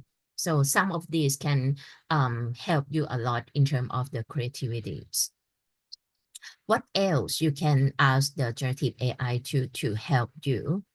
In additional to the survey, the literature review, you may go for the more advanced, more the research academic-based generative AI. For example, the Perplexity, which will really help you a lot, to self-learning about, related literatures. And this is, for example, if you put the keyword there, and then they give you a lot of academic reliable sources along with the answer and the direction to move forward related to that variable. With the limited of time, I may skip some of these. But what I would like to address next is that because of these generative AI tools, the way that teacher expect from the class will be different as well. For example, like this is one of the assignment from my class. I teach students to create the website for the educational website. So the way I ask my student to present the work is no longer just present your work, but I ask my student to use the AI to identify the strength, limitation, and suggestion for improvement for your work. And then I want you to criticize whether you believe you agree with what AI suggests and what would be your modification according to this work. So, the way you're teaching in a class is will be more challenged, and I think it will be much more creative and fun. The second activity worth mentioning that you will see that many instructors start to ask you to search for the same thing what he or she teach in the class as the AI. And then when AI give you the result of, like, for example, this class, I teach my student about the teaching theory. So I teach my student a set of theory. And also at the same time, I ask my student to search for the same question with AI. And then, we can further discuss. And, like this is very challenge for our class to see the different perspective when we're talking about the theory. So the way that we manage the class, I think like for both of us, teacher and student will be sharing a lot, and it will be a lot more creative, fun, and challenge. The second area that I would like to address is that, like what I mentioned earlier, there are a lot more tools than the text generation AI tools. But you can also use, like these generative AI. For example, this one application called Napkin AI to help you to, from the regular text, it helps you generate the visualization graphic to help your presentation more interesting, or like, to recap what is interesting in your presentation. So this is one tool that you can use, text generate the graphics. Second is, like you put the prompt, the text, and then it can generate the song for you with Suno AI. And this is example of one teacher, science teacher, he used this to generate the song for his class. So this is just one example of how AI can generate for you. Okay. And next My name one. is Jintavi Kleistong, a full professor in educational technology and communications at Chulalongkorn University, Thailand. Since 2018, I have also served as Okay. Use the text along with the prompt, and then your image, and then they will integrate it, put it together, and then generate this short video clip for you. So this is also like an idea for your presentation. And this one, you can create like, the new motion videos. It takes your photo. So all of these tools are available out there, and not only for the learners to use, give it more creative on the assignments, but for teacher, they also have like a lot of generative AI tools. For example, like this Ed Cafe that they consider as, is one-stop teaching materials with AI for instructors, that you can ask AI to generate like slide, custom AI chatbot for your class, find the teaching resource, and even make a quiz for your class for the content of the class. So there are a lot more tools beyond the text generation that I think as a graduate students and also teachers, we have to be aware and explore and find, what would be the best fit for your class.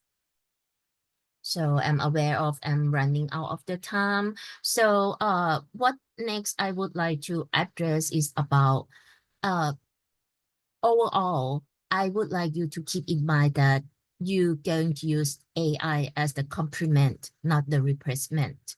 For example, we just mentioned that you can use AI to help you in the in doing research, but it's just to help supporting you, but not going to replace your academic integrities.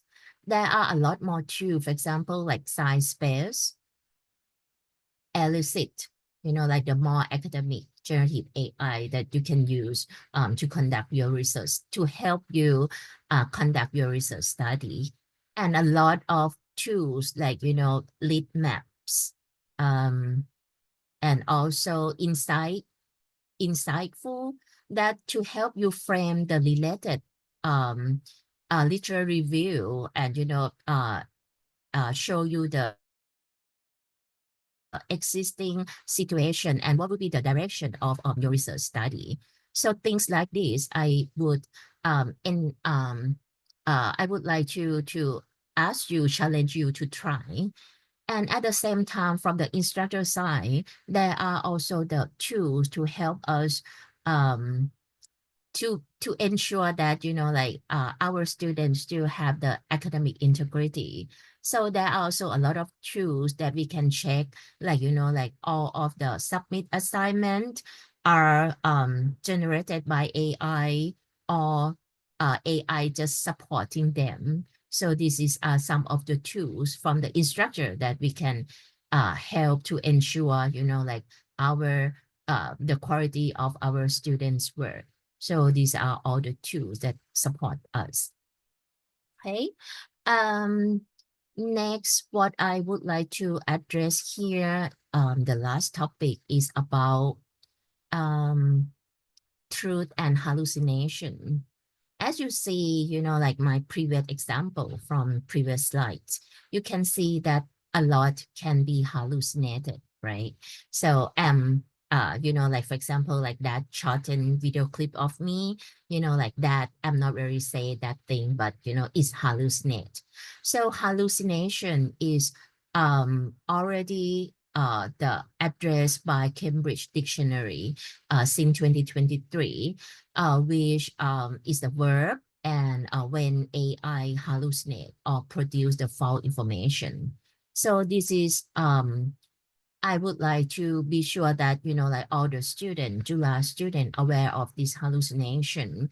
And once you know a lot of tools, different kind of tools that I mentioned previously, another thing that very important that you have to ensure that you will be able to differentiate, like this is the truth or this is the hallucinate information.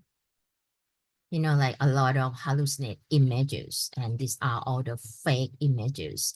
And even, like the photo of, these look very yummy salad, chicken salad. This is not the real photo. This is generated by these prompts. So this is the thing that I would like you to aware of. So last but not least, empower students to use AI with understanding and ethics.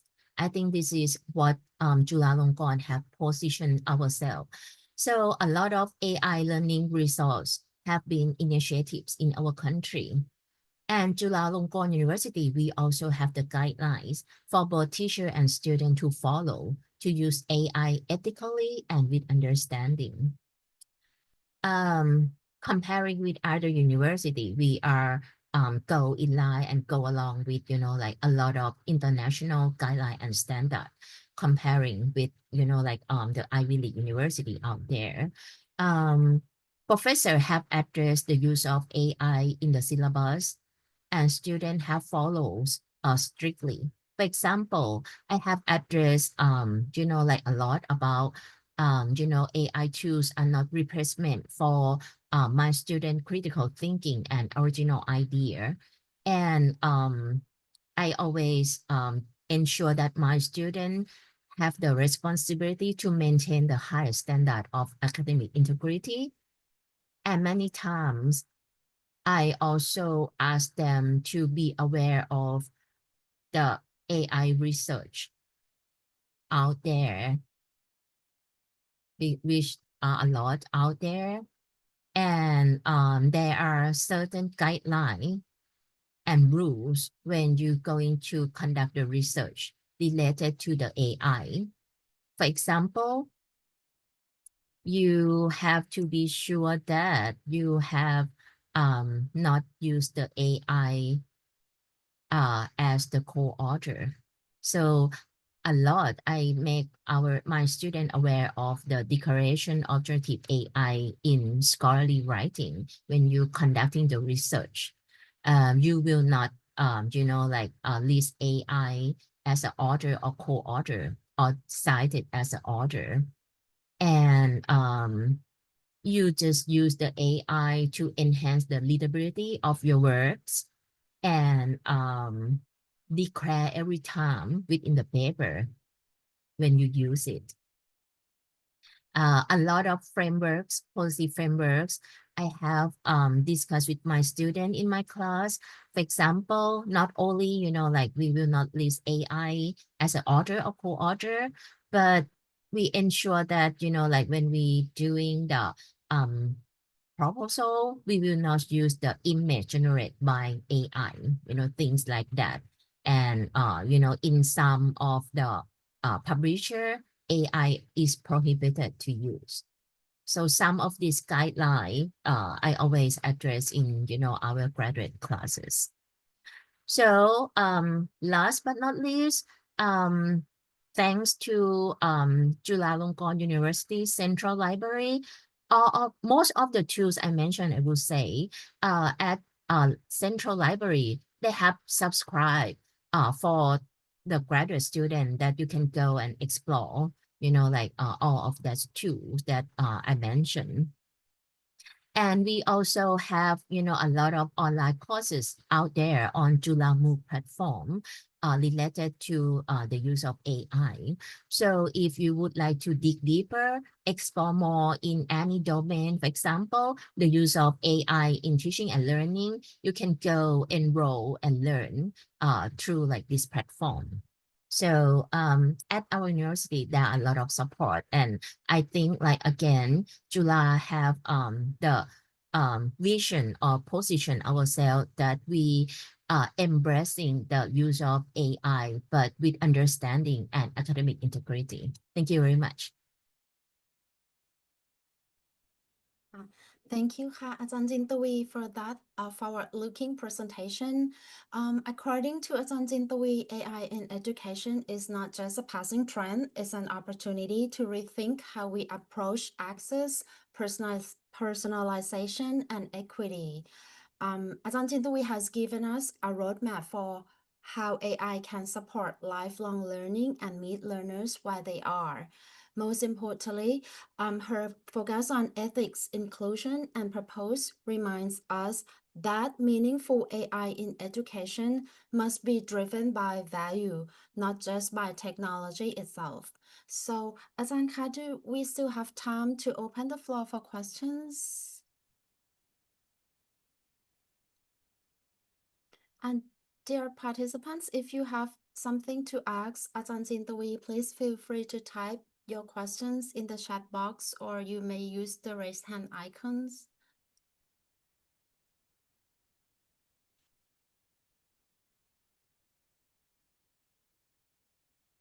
I got one question from the personal inbox.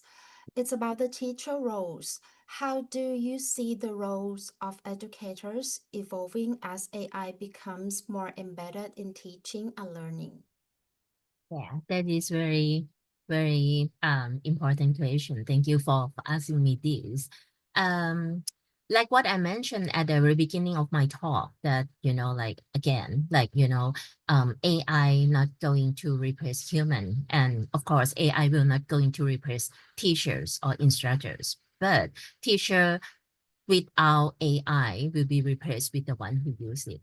So then the question is like, what would be our roles, you know, like in, you know, like embracing, you know, these powerful tools.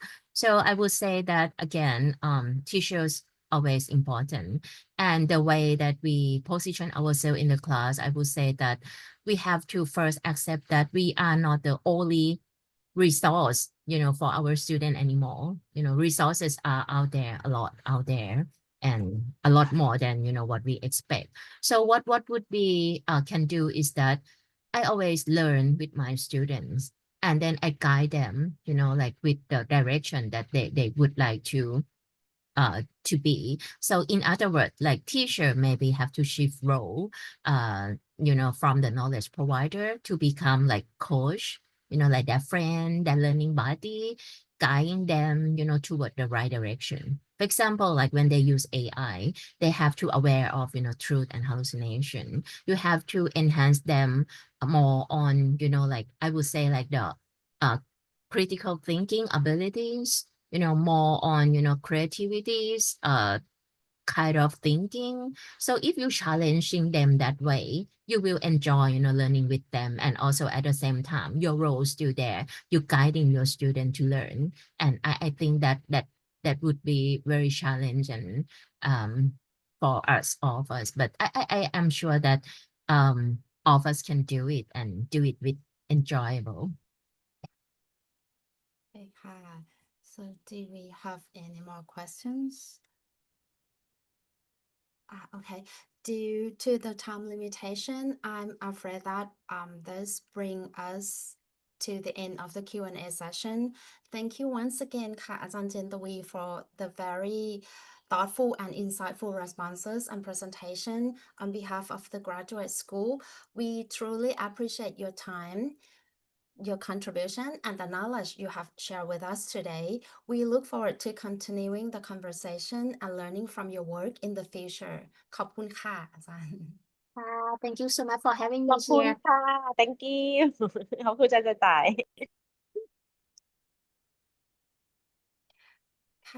So now as we move into our final keynote of the program, we are pleased to welcome Associate Professor Dr. Wasatri Dithiyon, Assistant Dean of Digital Technology of Faculty of Education, Kasetsart University. Associate Professor Dr. Wasatri has been leading researcher in online education, AI integration, and technology-enhanced learning since 2014. Her work has received international and national recognition, from research on internet literacy among older adults in Thailand to cross-national MOOC studies in collaboration with UNNES Indonesia. She has shared her expertise widely, including as a keynote speaker on AI and education, a visiting professor under Erasmus program in Turkey, and a panelist at EduTech Asia and the Future Education conferences.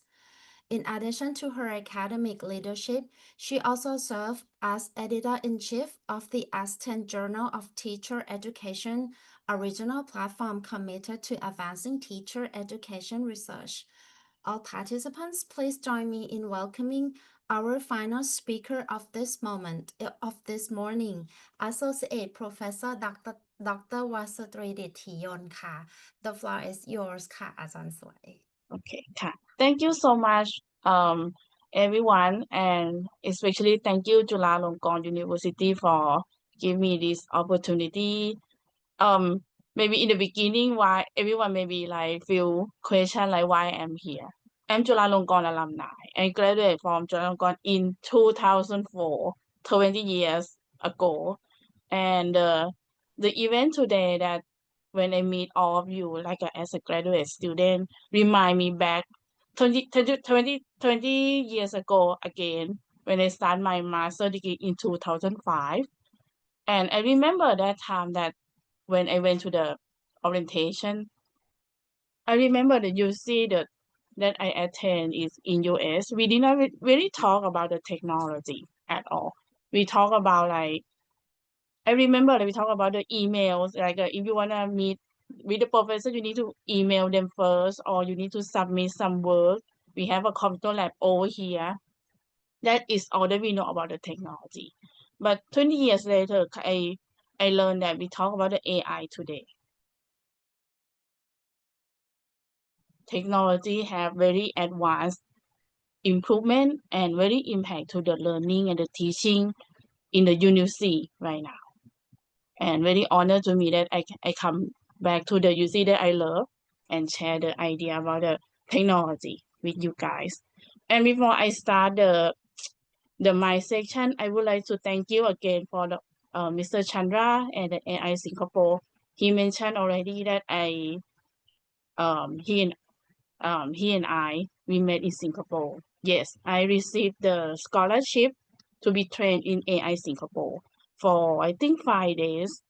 And this training give me a lot of ideas about what the AI artificial, and then how can I apply in the everyday life, teaching and the learning as well. And at the end of the presentation, I have something that I would like to share with you. Is a special things for the AI Singapore and for me as well. Okay, and today I will talk about the AI Singapore, about the foundation of the AI. And my second presentation, I will talk about the literacy that as a graduate student should have. So let me talk about the AI foundation first. Let me see.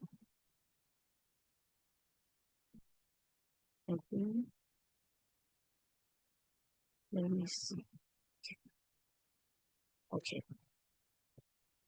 So can you see my presentation, right? Okay.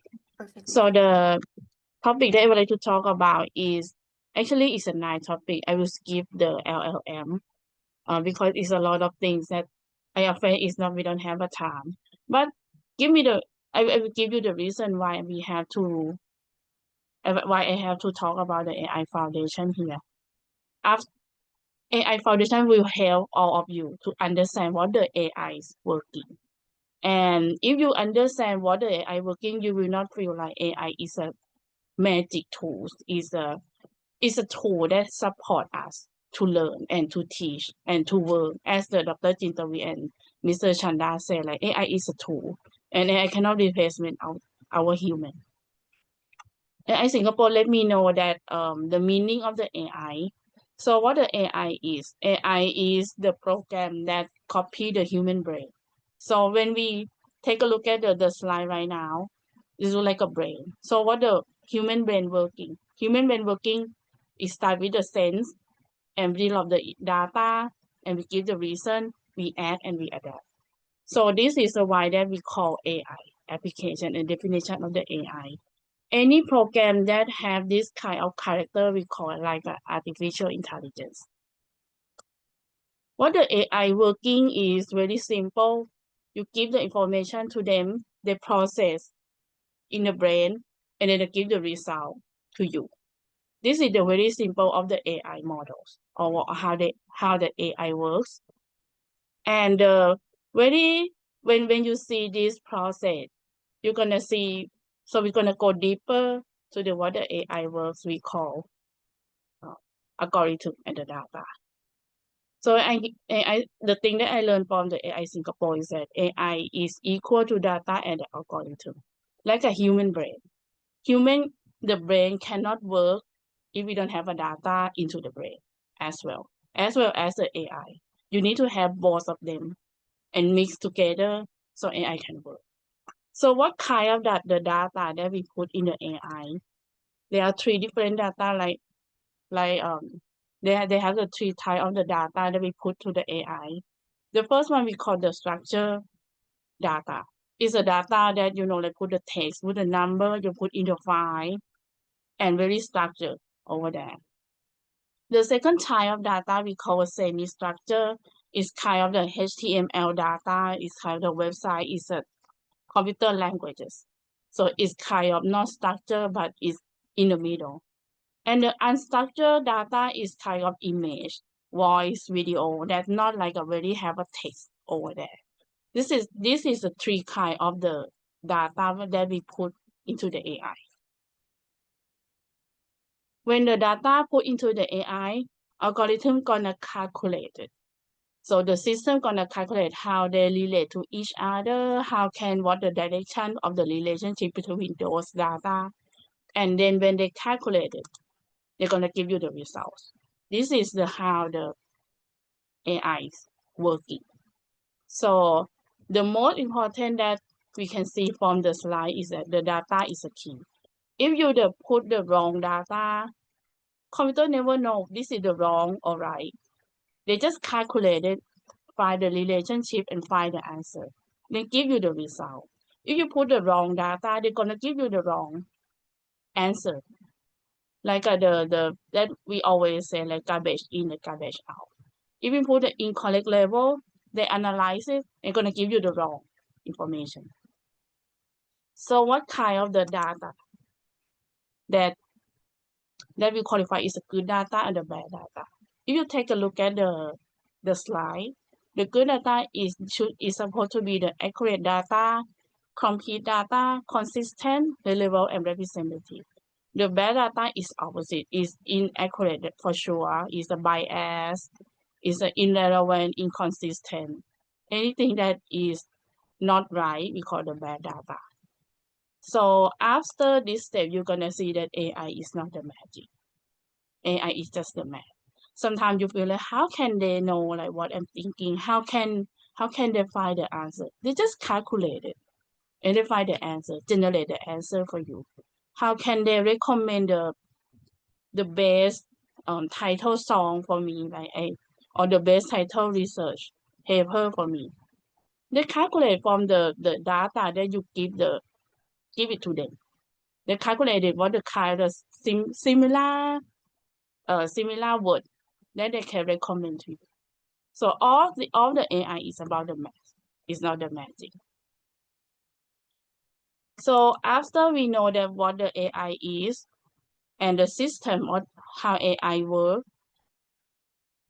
we know that AI is from the system in the AI is about the calculation, is about the algorithm. Right now we start knowing about the machine learning. It's going to be the deeper of the AI. I would like you to take a look at this picture. You can see that evolution of the AI. AI is start from 1950s, and as I mentioned to you, the AI can produce and calculation. In 1980, the science science engineer, they developed the machine learning. It's another kind of algorithm that can learn the pattern, not the calculation anymore, but learn the pattern of the data. It start with the triangle, circle, and square, and come back to the triangle, circle, and square. So the AI gonna learn like this is gonna be the pattern. So they can predict the results for you. Not about the calculation anymore, but if they can predict the results. So machine learning, most of the machine learning, they have two types of learning in the system of the AI. We call supervised and unsupervised. How the difference between two of learning in the machine learning? Supervised learning, we use them for the predict. We use them for the classification. For the prediction, very easy example. Like we use for the weather forecast in the next month, next year, next 2 months, next week, or even like next 6 months. So if the science, we put the data, very structured data, the label data set like a weather for over the time for 10 years. The data gonna calculate it and see the pattern of the weather. So they can predict what the tomorrow should be sunshine or the rain. That is called the supervised learning. But unsupervised is another thing. If we put the data not really like unlabeled, just the normal, put a lot of things over there, and the learning cannot see the pattern, but they can find the clustering, find the similarity and the association. Yeah, this is the regression. This is the example of the label data that we have the number, we have the pattern over here, exactly the number, the text. And the AI gonna learn like, okay, this is the pattern. You're gonna have sunshine for 4 days. This month have a sunshine 4 days and then go back to the raining, something like so they can predict. They can predict from the last year, last 2 years, or last 10 years, and then can see what can be like, okay, next week gonna be rain all days, or maybe half days, something like that. So they can calculate gonna be the example, or they calculate the number over here. So they can predict the result for you. Another thing that the classification that they can classification the class, the type of the data. If we put the data, the label data, like this is the variable into the AI as the data says, when you put the picture of the grape, they can identify this is the grape. That is another sample of the machine learning. Another way of the machine learning is unsupervised that I mentioned before. Is a way that you do like something like this. You put the data that not labeled anymore. This is not a story. This is the we did not mention this is the grade, this is the pineapple. You just put a ton of information in there. AI gonna calculate and try to clustering the model, clustering the group. So they feel like, okay, this is look similar, they to be go together. This is the similar, they need to go together. And this system is the basic of what we are doing in every day. Like we shopping online and they have the recommendation of the product that look like the one that you are looking for. Or even the song that you listen to this song and they have a recommended song that look like the song that you are listening. So all this system we call like a machine learning. So we can see the example in the TikTok, in the Instagram, or even the Netflix or YouTube that recommend the thing that we like to watch, and they're gonna keep watching using the app. Also, after the machine learning in 1950, in 1980, I think another system come out. We call the deep learning. It's gonna be like look like smaller than the smart learning. If you look at this, so we start in 1950, just the general artificial intelligence, and then 30 years later, we discover the machine learning. So, AI more a little bit smarter. They can learn the pattern. They can do the forecast. And in 2000, 20 years ago, they discovered the deep learning. What the deep learning different from the machine learning is that deeper learning is the way that they calculate, they find the relationship between the data in deeper through the neural networks. It means that the data that we separate, like a label or unlabeled, this time they calculate all together. So they can do anything that they want, that you want them to do. So this one they call like they try to look like a human brain more and more. Sometimes you have the abstract data, abstract information, and then the number data. So they're gonna combine the data, all of them together, and calculate it, analyze it, and give you the answer. That's called deep learning. So you can see that the different system between the machine learning and the deep learning. So deep learning is more pattern. Is more clear. Like, okay, if you go to label data this way, the result gonna be this way. But deep learning, they're gonna mix everything together and they try to connect everything together to give you the answer. Like they look at the size and then they connect to this one and maybe go to this one and then go to that one. Not like a pattern like a machine learning. So it's more like deeper analyze. Okay. So we know already what the machine learning, and after that we have a deep learning. So this topic we talk about how the computer see the data. How can they know what we are talking about? How can know this picture? Who is in this picture? When the computer look at the data, they're gonna see like a number, like a 0 and 1. So this is the computer vision. When we take a look at the picture, the computer gonna see like a number. And what the deep learning doing is that when they look at the number, they're gonna make like a layer, something like this, and they're gonna analyze each layer to each other, and then can identify who is this guy, who is this woman. Yeah. Or you can see the training what the computer see, like they're gonna make into the layer, like this picture go to smaller and make a layer, and then you can identify who is she. Also, the deep learning can apply not only the picture as well, but also the voice, the song. Like you can see, like if we say hello, the computer gonna see, make into the layer, and then it can identify is a hello, not the hello, but is a hello. Also, we developed from the 1950 in 2014 until 2014, 10 years ago. We have the generative AI happen in this world. And the different thing between generative AI and the other AI is that they can create the unique answer, can create the unique content. So the other three, in the 50, 80, and 2000, maybe they give you the answer, but not the create the content. Generative AI, they can create the content. So this is gonna be another innovation in 2014. And we have a lot of that. Dr. Jintavi already mentioned, give the example to you. We have a lot of example of the generative AI. I think Meta AI is already in Singapore, but not available in Thailand right now. But we have the ChatGPT.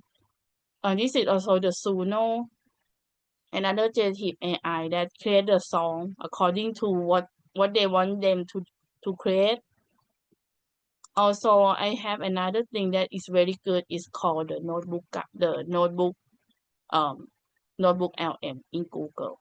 So they can create a podcast from the text that you upload to them.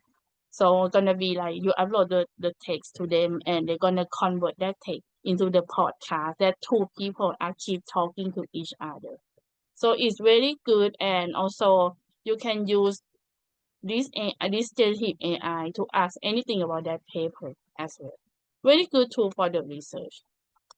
Also, you can do the DID, look like the one that Dr. Jindavi mentioned before. Like you can post the picture and they can change the picture like you talking from the still picture to the movement picture.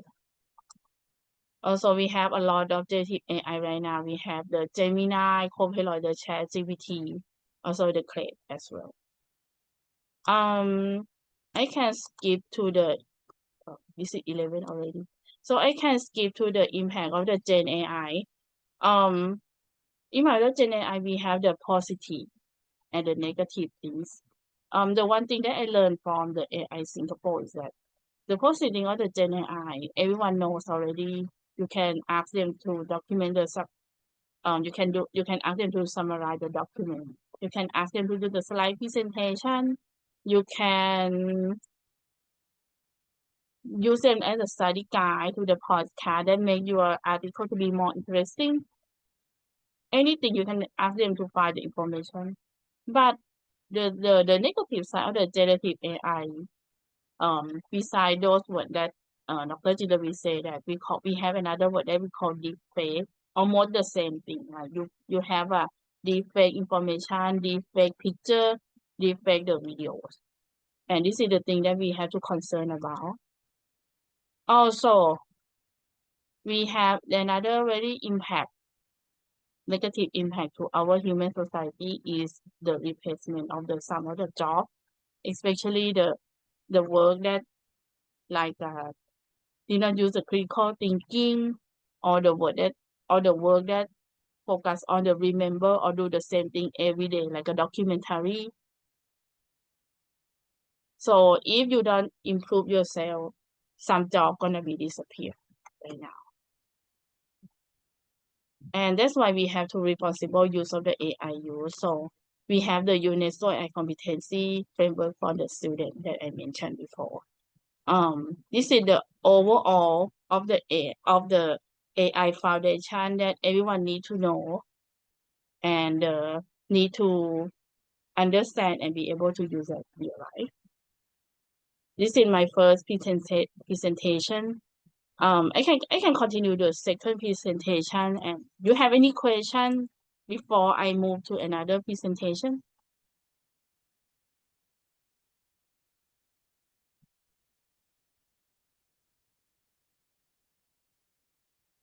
Okay. I can continue the second presentation. I am afraid we're gonna have a run out of time.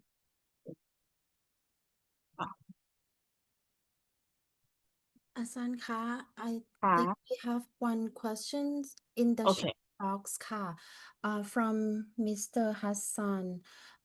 He said, I'm teaching in college in Pakistan. The students' first language is not English, but the curriculum and mode of teaching is English. Sometimes students feel difficult to understand or respond. They often know the concept, but have difficulty in expressing the foreign language. In that case, how AI can help me to help them improve their learning abilities ค่ะ Yeah, for sure. Then AI can help you to can improve the student learning ability by using AI as a guide for translator, and maybe you can ask them to learn to use AI how like I use the AI to teach the student what the structure of the sentence. You can ask them like why you translate in this way, what the meaning of this vocabulary, and how they different from another vocabulary. You can ask the AI to do that. I did that as well. Sometimes you confuse with the academic vocabulary. Look like the meaning that way, but why it different? Why they have a different tone? How can you pronounce it? Yeah, definitely you can use that. In the beginning, I will recommend that use AI for translate first in your own languages, and then the second, when the student feel familiar with the tools, you can ask them. You can ask them to use the AI as a teacher, their own teacher. Why this sentence wrote in this way? How the different? Something like that. ค่ะ Thank you for the answer and the questions ค่ะอาจารย์ Okay, ค่ะ the second slide that I would like to share with you today about the graded level literacy. I think Dr. Jitavi mentioned already. I think Chantal mentioned already.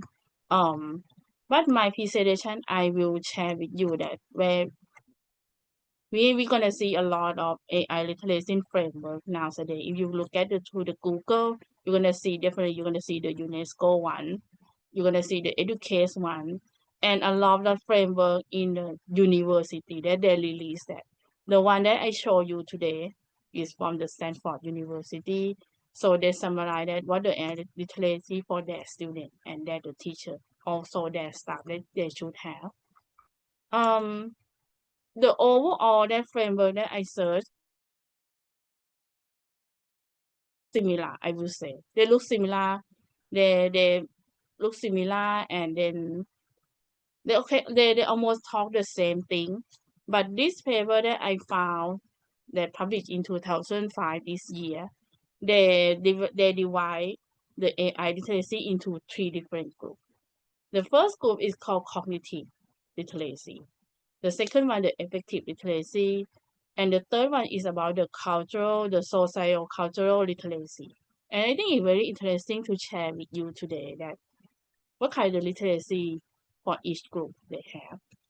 So the paper say like in order to believe, study, working in the AI era, you need to have the first thing, you need to have the cognitive literacy or the knowledge about the AI. In general, every people, even the student in the primary school, teacher, like our parents, our boss, you have to know that you have to have a knowledge about the AI. You have to know what the AI is. Also, you need to know like what the AI system, the function of the AI, the prompt, and the one thing that they add is about the AI safety. You need to have the knowledge about this first. Also, in order to have a basic knowledge, in terms of the attitude or the feeling, you need to have you need to have the positive attitude in using the AI as well. In the beginning, you need to know like, how to use the AI safety. You need to have like ethical use. You have to use the AI with the, like not create the harm to other people. You need to have the responsible use of the AI. You need to value of the AI. So it's a tool that help us not to create the problem to others. And the third thing that the paper say like, not only the knowledge, not only the attitude.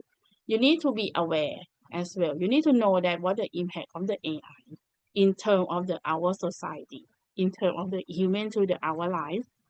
Also, the thing that very highlight for the paper, they say like all the AI, especially in the generative AI, they have a bias. So you need to be aware of that.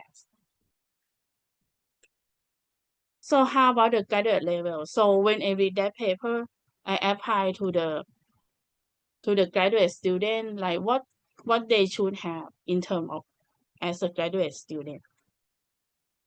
In the cognitive literacy, beyond what we know about the AI, what the AI is, in terms of the graduate student, you need to know what the deep learning is. You already know already. You need to know what the machine learning. So if you know this kind of knowledge, you can understand what the AI working to get your answer.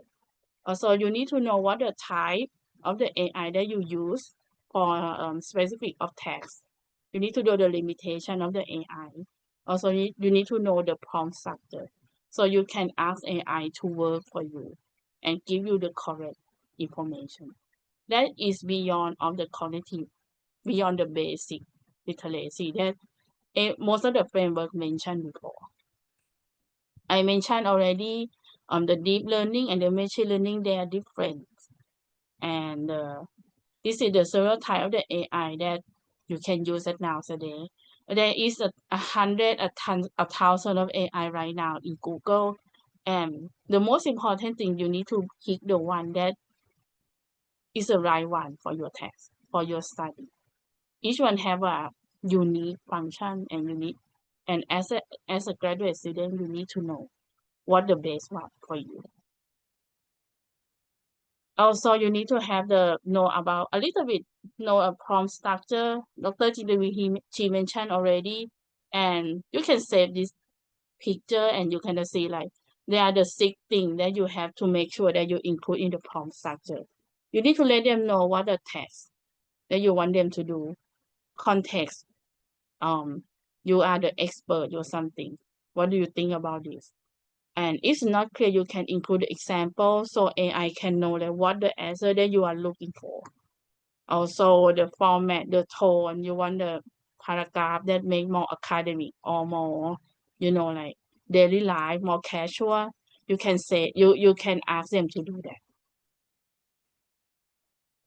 In terms of I mentioned already about the cognitive literacy, but in terms of affective literacy, beyond the ethical use or responsible, in terms of the graduate student, you should be realize that and use AI as a tool, not a replacement. I totally agree with Chandra and Dr. Jindavi that AI cannot replace you. AI is a tool, not the replacement. And also, AI should control by you, not AI control us. And I will explain in the next slide. And make sure that you always evaluate AI output.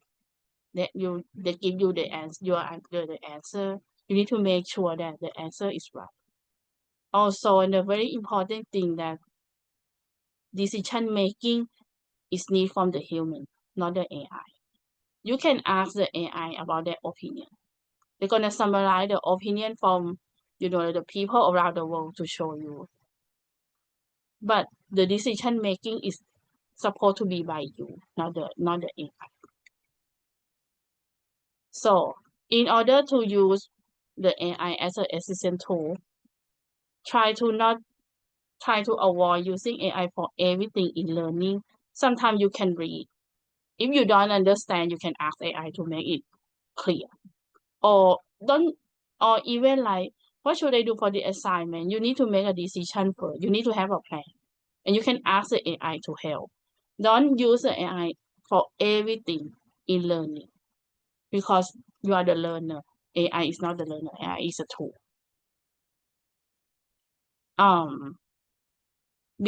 Evaluate AI output. How can you do that? I cannot remember her name, but I watched from the YouTube that there is a researcher in the Microsoft. She is an AI researcher in the Microsoft, and I think she worked on the co-pilot in the co-pilot department. I think she said like right now, the best thing that you can evaluate AI output, you can ask AI the question again and again to make sure that they answer the same thing.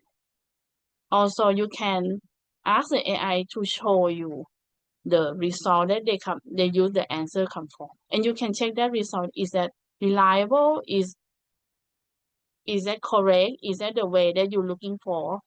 Also, the important thing is that you can ask AI to show you how to they get that answer, what what the AI think, and how can they analyze the data. I always do that when I use the ChatGPT. I say like, okay, show me how you get your answer. So the AI gonna show you the step. Okay, the first thing I gonna define the term that you ask me to do, and then I go to this one. So as a user, as a boss of the AI, you can detect what they think. And you're gonna see like, okay, maybe this step they're wrong. You can let them know. This is the very easy way to evaluate the AI output. Yeah. Or even the Gemini as well. If you use the Gemini 2.5 Pro, they're gonna show you what they're thinking. And you can read how can they get the answer. And you can check the tracking on that. Also, AI should be used and controlled by the human. So make sure that this is the thing that according to my experience and what I'm studying, you need to make sure that you are the AI user, not the follower. So what that is mean that you need to learn. You not follow the AI for everything. You are the user. You use the AI to help your life better. To use the AI to help you learn better. And you need to make a decision. I don't trust you. Give me the new answer. Or I don't think this is the right. You give me the new answer. You have to learn with the AI, not learning from the AI. This is the thing that I always share with my students. You can learn with the AI, for example, from the previous question. Like you asked, that you can use AI for the helping the student English language. Student can learn with AI, but not learning from the AI. So you can learn with the AI together, but not like from the AI. But not from the AI is mean that AI give you everything and you trust them. No, you need to learn with the AI. And how about the socio-cultural literacy, about the beyond the being have an awareness about the impact of the AI, about the know the bias. As a graduate level, you have to know that one thing you have to know that different brand of the AI, they have a different resource, and different resource bring the different kind of information and the answer. If you use the deepfake from China, they're gonna give and you ask them about the thing about the China, they're gonna give you the positive thing about China. But maybe some like AI brand from the US, maybe you ask about the China, maybe they're gonna give you the bias or something. So you have to use this is the thing that you need to be aware that what kind of the tool that you use, what kind of question that you ask. If you ask about what the people in that country believe from the result that have a negative with that country, you give the wrong information. You're gonna give the bias. And don't let the AI shape your idea about the culture, and always realize that most of the AI have a bias in their information, in their results. And how can we avoid that? Go back to the simple thing like this and make by you, and you need to be critical in evaluate the AI results. After I read the paper, after I do the research, also my own experience with my colleague, my student who use the AI all the time, I realized that the needed skill that people right now, that people in this century right now need to have in using the AI very successful. At first, you need to have a critical thinking. You have to be aware that, okay, is it the right answer, the wrong answer? Also, you need to have a self-directed learning or self-control. You need to make a decision by you. You need to make sure that you use the right AI. And also the most important is the most important thing is that you need to have a digital well-being. Digital well-being is mean that you can manage technology, use it very well. You need to be awareness. You need to control. Sometimes I recommend my colleague that you can use the free version, because if you use the free version, then you reach the limit of them. You can take a rest. Don't use the AI for like all the time. Even what the work I should do. What do you think? That is too much. You have to control. You have to balance in using AI for learning. Also, you need to use it safe. Check the result that give the answer to you is reliable. Before I finish my presentation, I have 3 ideas that I would like to share with you. According to my experience, according to my study, according to my teaching experience from almost 10 years in 10 years in Kasetsart University, I realized that we have to learn with the AI, not from the AI. We cannot trust anything the AI say. We need to check all the time. And also, AI is developed from the question. The question that you ask them, they find you the answer. You critique them, it's not right. They find you the new information. That is a way that AI learn every day. And also, and as I mentioned in the beginning, AI is a copy of the brain, human brain. So AI developed from the question, human as well. Being the graduate student, in order to be the better learner, you need to question all the time. If you question, you're gonna get the new result as the AI as well. Also, AI bring you the convenience, but not the success. So if you want to be success in your learning as a graduate student, you need to do by yourself, not the AI. AI is bring you the convenience, they bring you the information. You don't need to go to the library. You don't need to buy the ticket and go to Singapore, go to US to find the information. AI can bring you the information in your computer. But AI cannot bring you the success in learning. Any question before I go to the last slide of my presentation? We got a few questions in the chat box. What can we do to address the negative aspects of generative AI?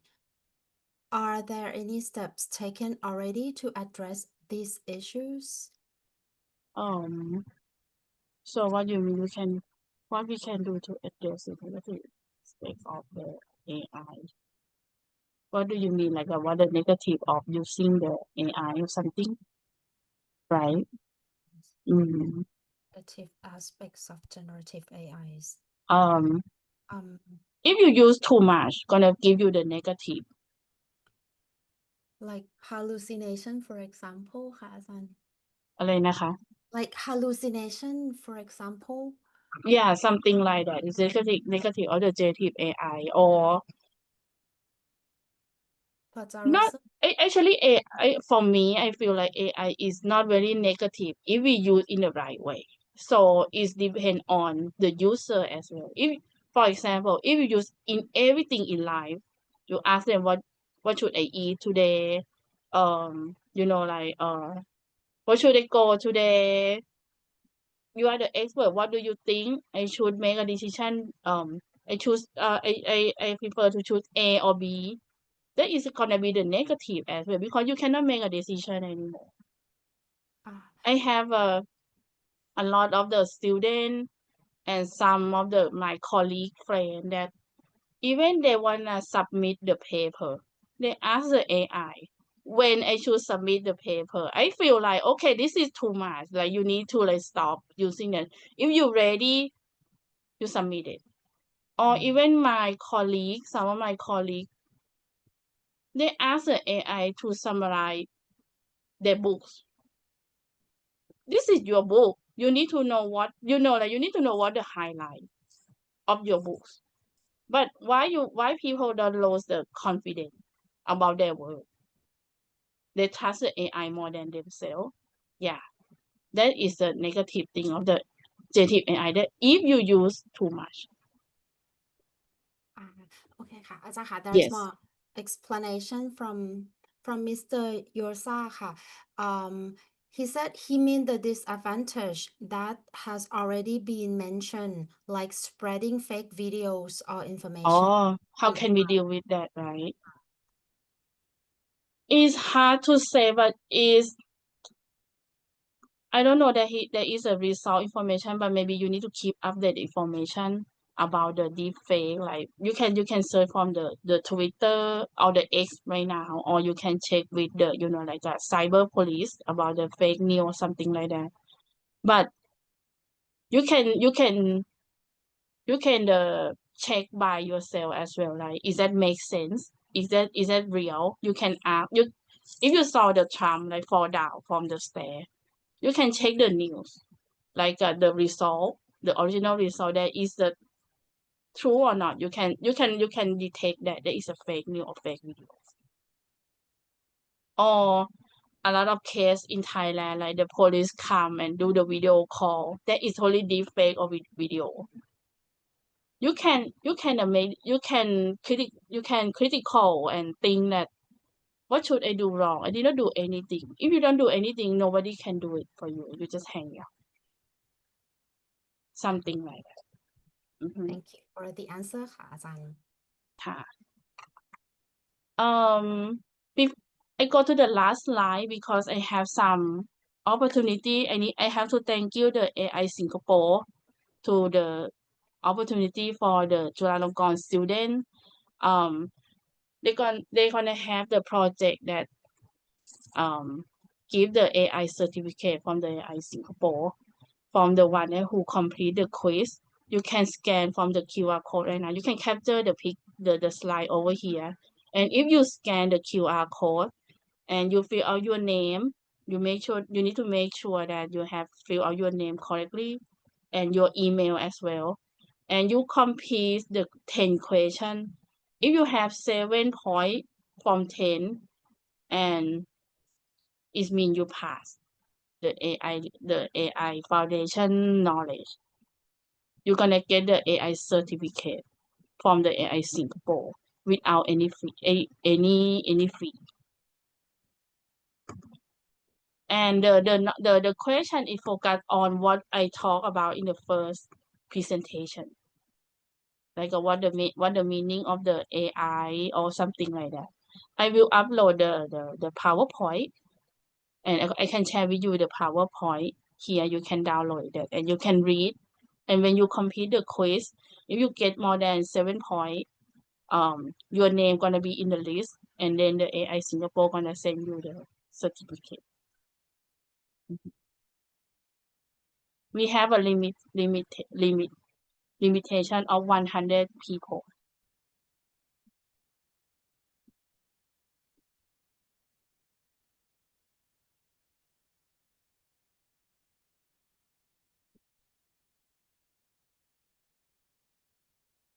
Any question after this?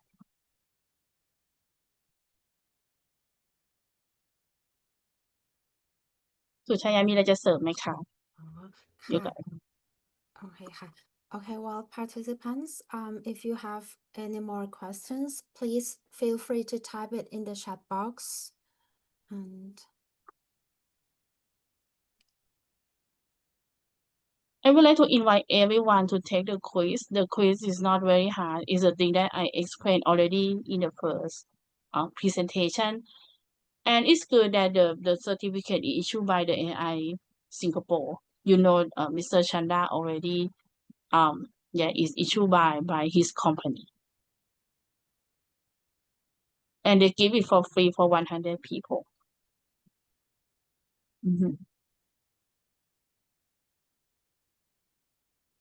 The important thing is that you need to make sure that you fill out the correct email address. So otherwise you cannot get the certificate by the mail. And also your name.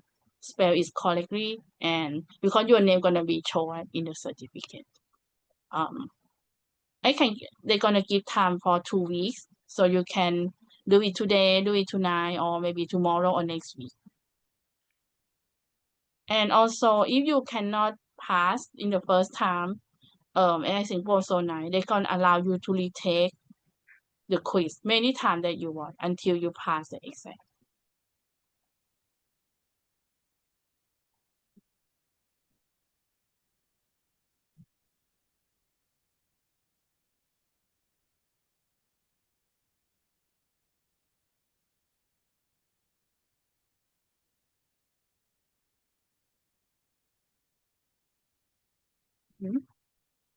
Any more question about Okay. this? So it means like the participant can complete the quiz afterwards ใช่ไหมคะอาจารย์ อะไรนะคะ It means participant can complete the quiz afterwards. So let's Yes, now yes. open the floor for questions in this session. Participants, let's now take a few questions from you. If there is anything you would like to ask Ajahn Vasatri, it's now a great time to jump in. Okay, Azaha, we got one more questions. You mentioned that we need to check whether the answer given by AI is right or wrong. This implies that we already have prior knowledge of that particular questions.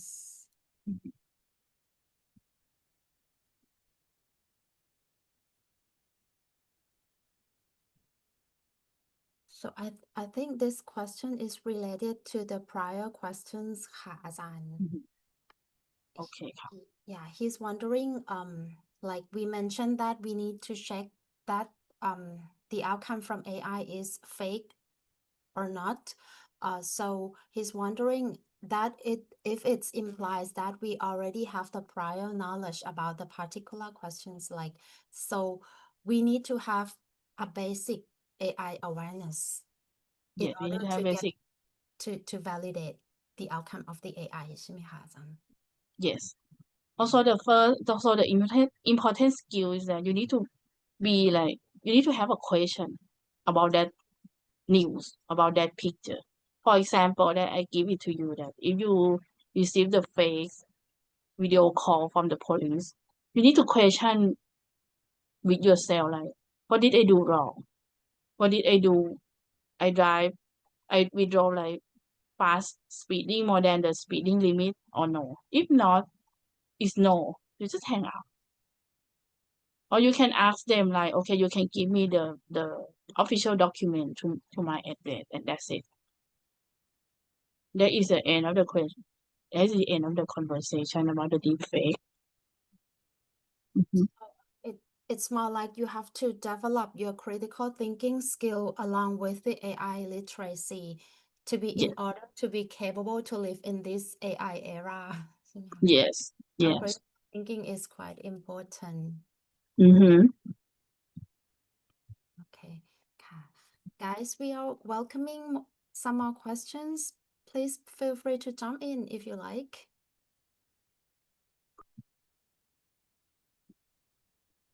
Hello. Can you open my mic, please? I was unable to raise my hand. Okay. Please. Okay. Hello. Good morning. I just have completed my PhD from Chula Nanoscience and Technology program.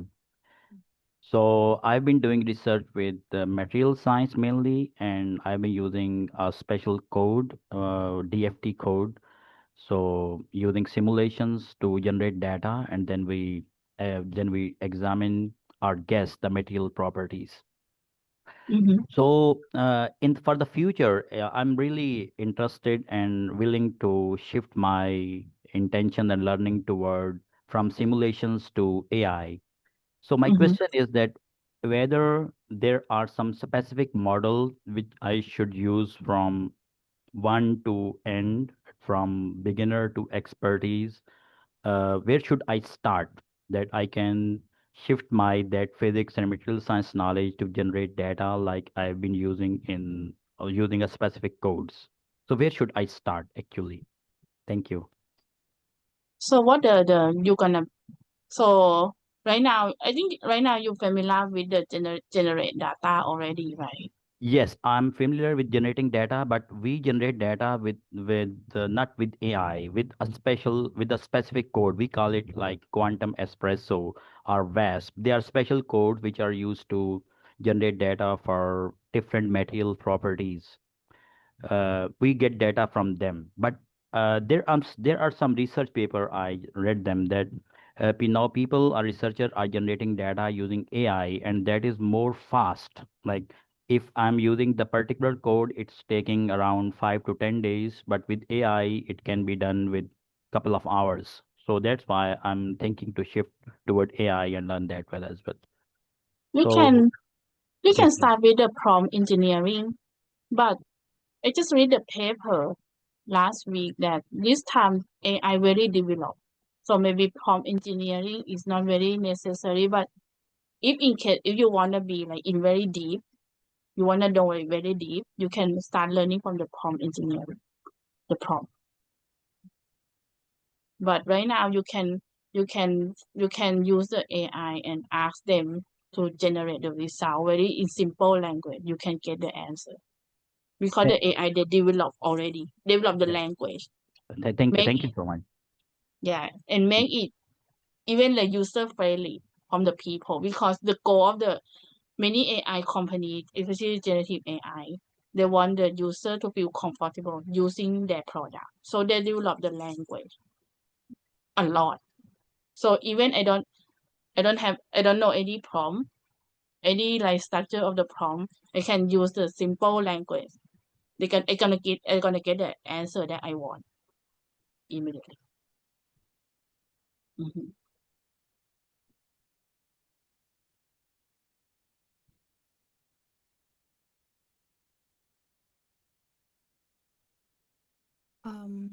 Okay, I got one more questions from the personal chat box ค่ะอาจารย์ How can universities with limited resources begin building AI literacy into their graduate programs? How can University uh, underprivileged university ค่ะอาจารย์ underprivileged university? So underprivileged university, how can they develop the AI literacy, right? ค่ะ what should be the starting point and what can they do? For me, I will give the student with the basic knowledge of the AI foundation. You need to give you need to make the student understand what the AI is working. As I mentioned before, the system behind the AI, behind the generative AI, like every data come from the calculation. So if the student they understand that AI is not the magic tool, it's about the calculation. They cannot guess what they think. They cannot, like find the best answer for them. If they understand it, and then gonna be the first step that they can use it, and then they can use it for in the right way. So I will recommend that just give them the AI foundation. You can find from you can use my presentation and teach them. And first thing you need to make sure that the student understand what the AI system working. It's about the calculation. It's not the magic. And then let them use it in the class. You can open them for use it and then use with them and ask them like what they think. And I never support the teacher like say like not using AI. I always support my students to using the AI, but I using the AI with them. So I can monitor what they're using and and then I ask the student to give me the feedback, like what they found, why you trust the answer. Did you check that the AI give you the right answer? Did you check the result? Something like that. Make it more like every day, and you're gonna build the literacy. Mhm. Like you mentioned earlier that students should be learning with AI, not learn from Yeah, AI. very important. You need to make sure that students learn with the AI. not form the AI. It's different meaning.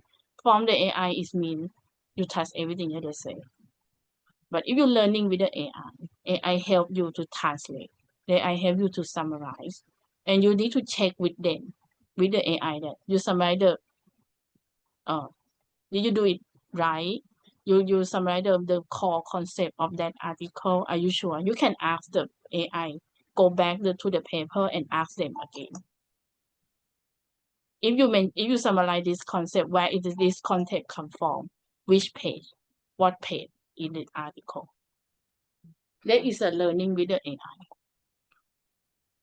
Okay.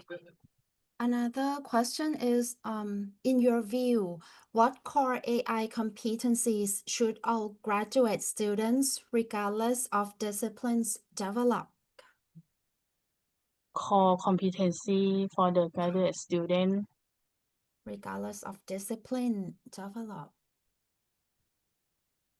Discipline develop หมายถึง ไม่นักศึกษา graduate ที่ไม่จำกัดสาขาค่ะทุกๆสาขาวิชาเนี่ยก็คือ competency ที่ graduate student ควรจะ develop ค่ะจ้ะ competent. I think the most of the paper in 2025 right now, they focus on one thing, is the ethical use of the AI. Is the ethical use. Right now, we go beyond like what the AI is. We go beyond what the prompt structure. We go beyond like function, how to do it, how to develop the code or something. We go beyond that. These are the things that we have to focus right now in this year is the ethical use. Ethical use, and in the ethical use, beyond the ethical use, we need to make sure that you can make a decision. Right now, the big problem for the student, especially the young age, right now, using the AI is they cannot make a decision. They lost their confidence. That is the very look like a basic thing, but many young people, they cannot make a decision right now. They need to ask the AI. AI, what do you think I should eat today? Yeah, even that simple question. As I mentioned before, even my colleague, we are old already. They ask like, when should I submit the work? Do you think my work is good enough? They ask the AI, but I feel like you need to you need to be confident by yourself, with yourself. From what you told us at the beginning of the session, so I personally think that sometimes students need to understand the foundation of AI. Like, for example, they should understand how AI works. Like, they works like bit by bit. You cannot just throw the whole bunch of information and expect a perfect outcome. Like, as you said, like garbage in and garbage out. Yeah. So Yes. yeah. And the paper that I just present to you from this slide, always every AI have a bias. Yes, because we don't really know what the result that AI they use to calculate it. They never know. Like for ChatGPT, we never know what the result they use. But Gemini, maybe we can guess it may be from the Google. But the Google, they have a lot of information. They have an AI. They have the right information. They have the paper. They have a website. Even they have the bias. I mean the attitude of the people sharing in the Google. AI they don't know. This is the fact. This is the fake. This is the attitude. They calculate all of them and give you the answer. This is the thing that we need to be aware of that. Sometimes even for me in educational technology field, the more I use AI, sometimes I can not help feeling it's the AI that gets smarter, not I myself or not the learners. Yes. Yeah. And another thing that I would like to share with you as a graduate student, I always say like AI bring you the convenience, not the success. That is the thing that I told my student, like, it's okay to use the AI. Make you convenient in learning. You don't need to walk to the library. You don't need to wait until the book that somebody borrow come back and you read the book. That is a convenience that you receive, but they will not never bring you the success. The success need to be by the human, not the AI. Mm-hmm. That's a ค่ะ golden sentence ค่ะ Yeah ค่ะ So, Azan, do you have anything to add up before we wrap up the session? I wish you everyone have a good luck for the graduate life. ขอบคุณค่ะ Yes, I know we all passed the graduate life already, so we know it's tough, but everyone can make it. And you are lucky even than me. Like 20 years ago, I need to walk to the library to read the book. That time, even I was in the US, we did not really have a lot of database like a Google that time. So I think you are more convenient than me looking back like 20 years ago. And yeah, you're gonna be fine with the AI. But as I say, like AI bring you the convenience but not the success. ค่ะ Azan Jintari, do you have anything to add up ค่ะ before we wrap up the session? Thank you ค่ะคุณสุชาดา I totally agree with อาจารย์วัสตรี mentioned about like AI bring us convenient but not the success. Success is yours. Yeah, and I think we are about the same generation. Years ago, so I kind of see like what you try to share with these graduate students like at like this batch. Like now a lot of tools like AI tools that really help you a lot, and I will say like you can enjoy it with understanding, and it's like you have 24/7 friends buddy by your Yes. side, like once you struggle with your study thesis or dissertation, you have some, you can get some help from them, and like just enjoy it and just use it along with the process of doing assignment and research, but not to as the indicator for your success, like what Ajahn Vasati mentioned. This is very good, I mean, sum up quote, I would say. Mm-hmm. Okay, so thank you, Azan Wasatri, for highly insightful and academically grounded presentation. Azan Wasatri has offered a clear guidance of key competencies that graduate students must develop in today's AI-driven world, as well as the institutional changes that need to support that learning. She helped us understand the critical connection between foundational AI knowledge and professional readiness, an area that is overlooked but deeply important. Well, by combining practical strategies with sound theory framework, she has provided us with embedding AI literacy into higher education. Well, as we come to a close of today's program, on behalf of Chulalongkorn Graduate School, I would like to express our heartfelt thanks once again to our three keynote speakers, Mr. Chandra Gunawan, Professor Dr. Jintavi Klai-Sang, and especially Associate Professor Dr. Vasatri Dittiyon. Thank you for your time, your expertise, and your vision. We do look forward to have an opportunity to welcome you again in the future engagement. And to everyone who joined us, thank you for your presence and participation. We hope today's session has sparked new ideas, valuable connections, future opportunities for collaboration. Just a reminder for all participants that e-certificates will be issued to all participants.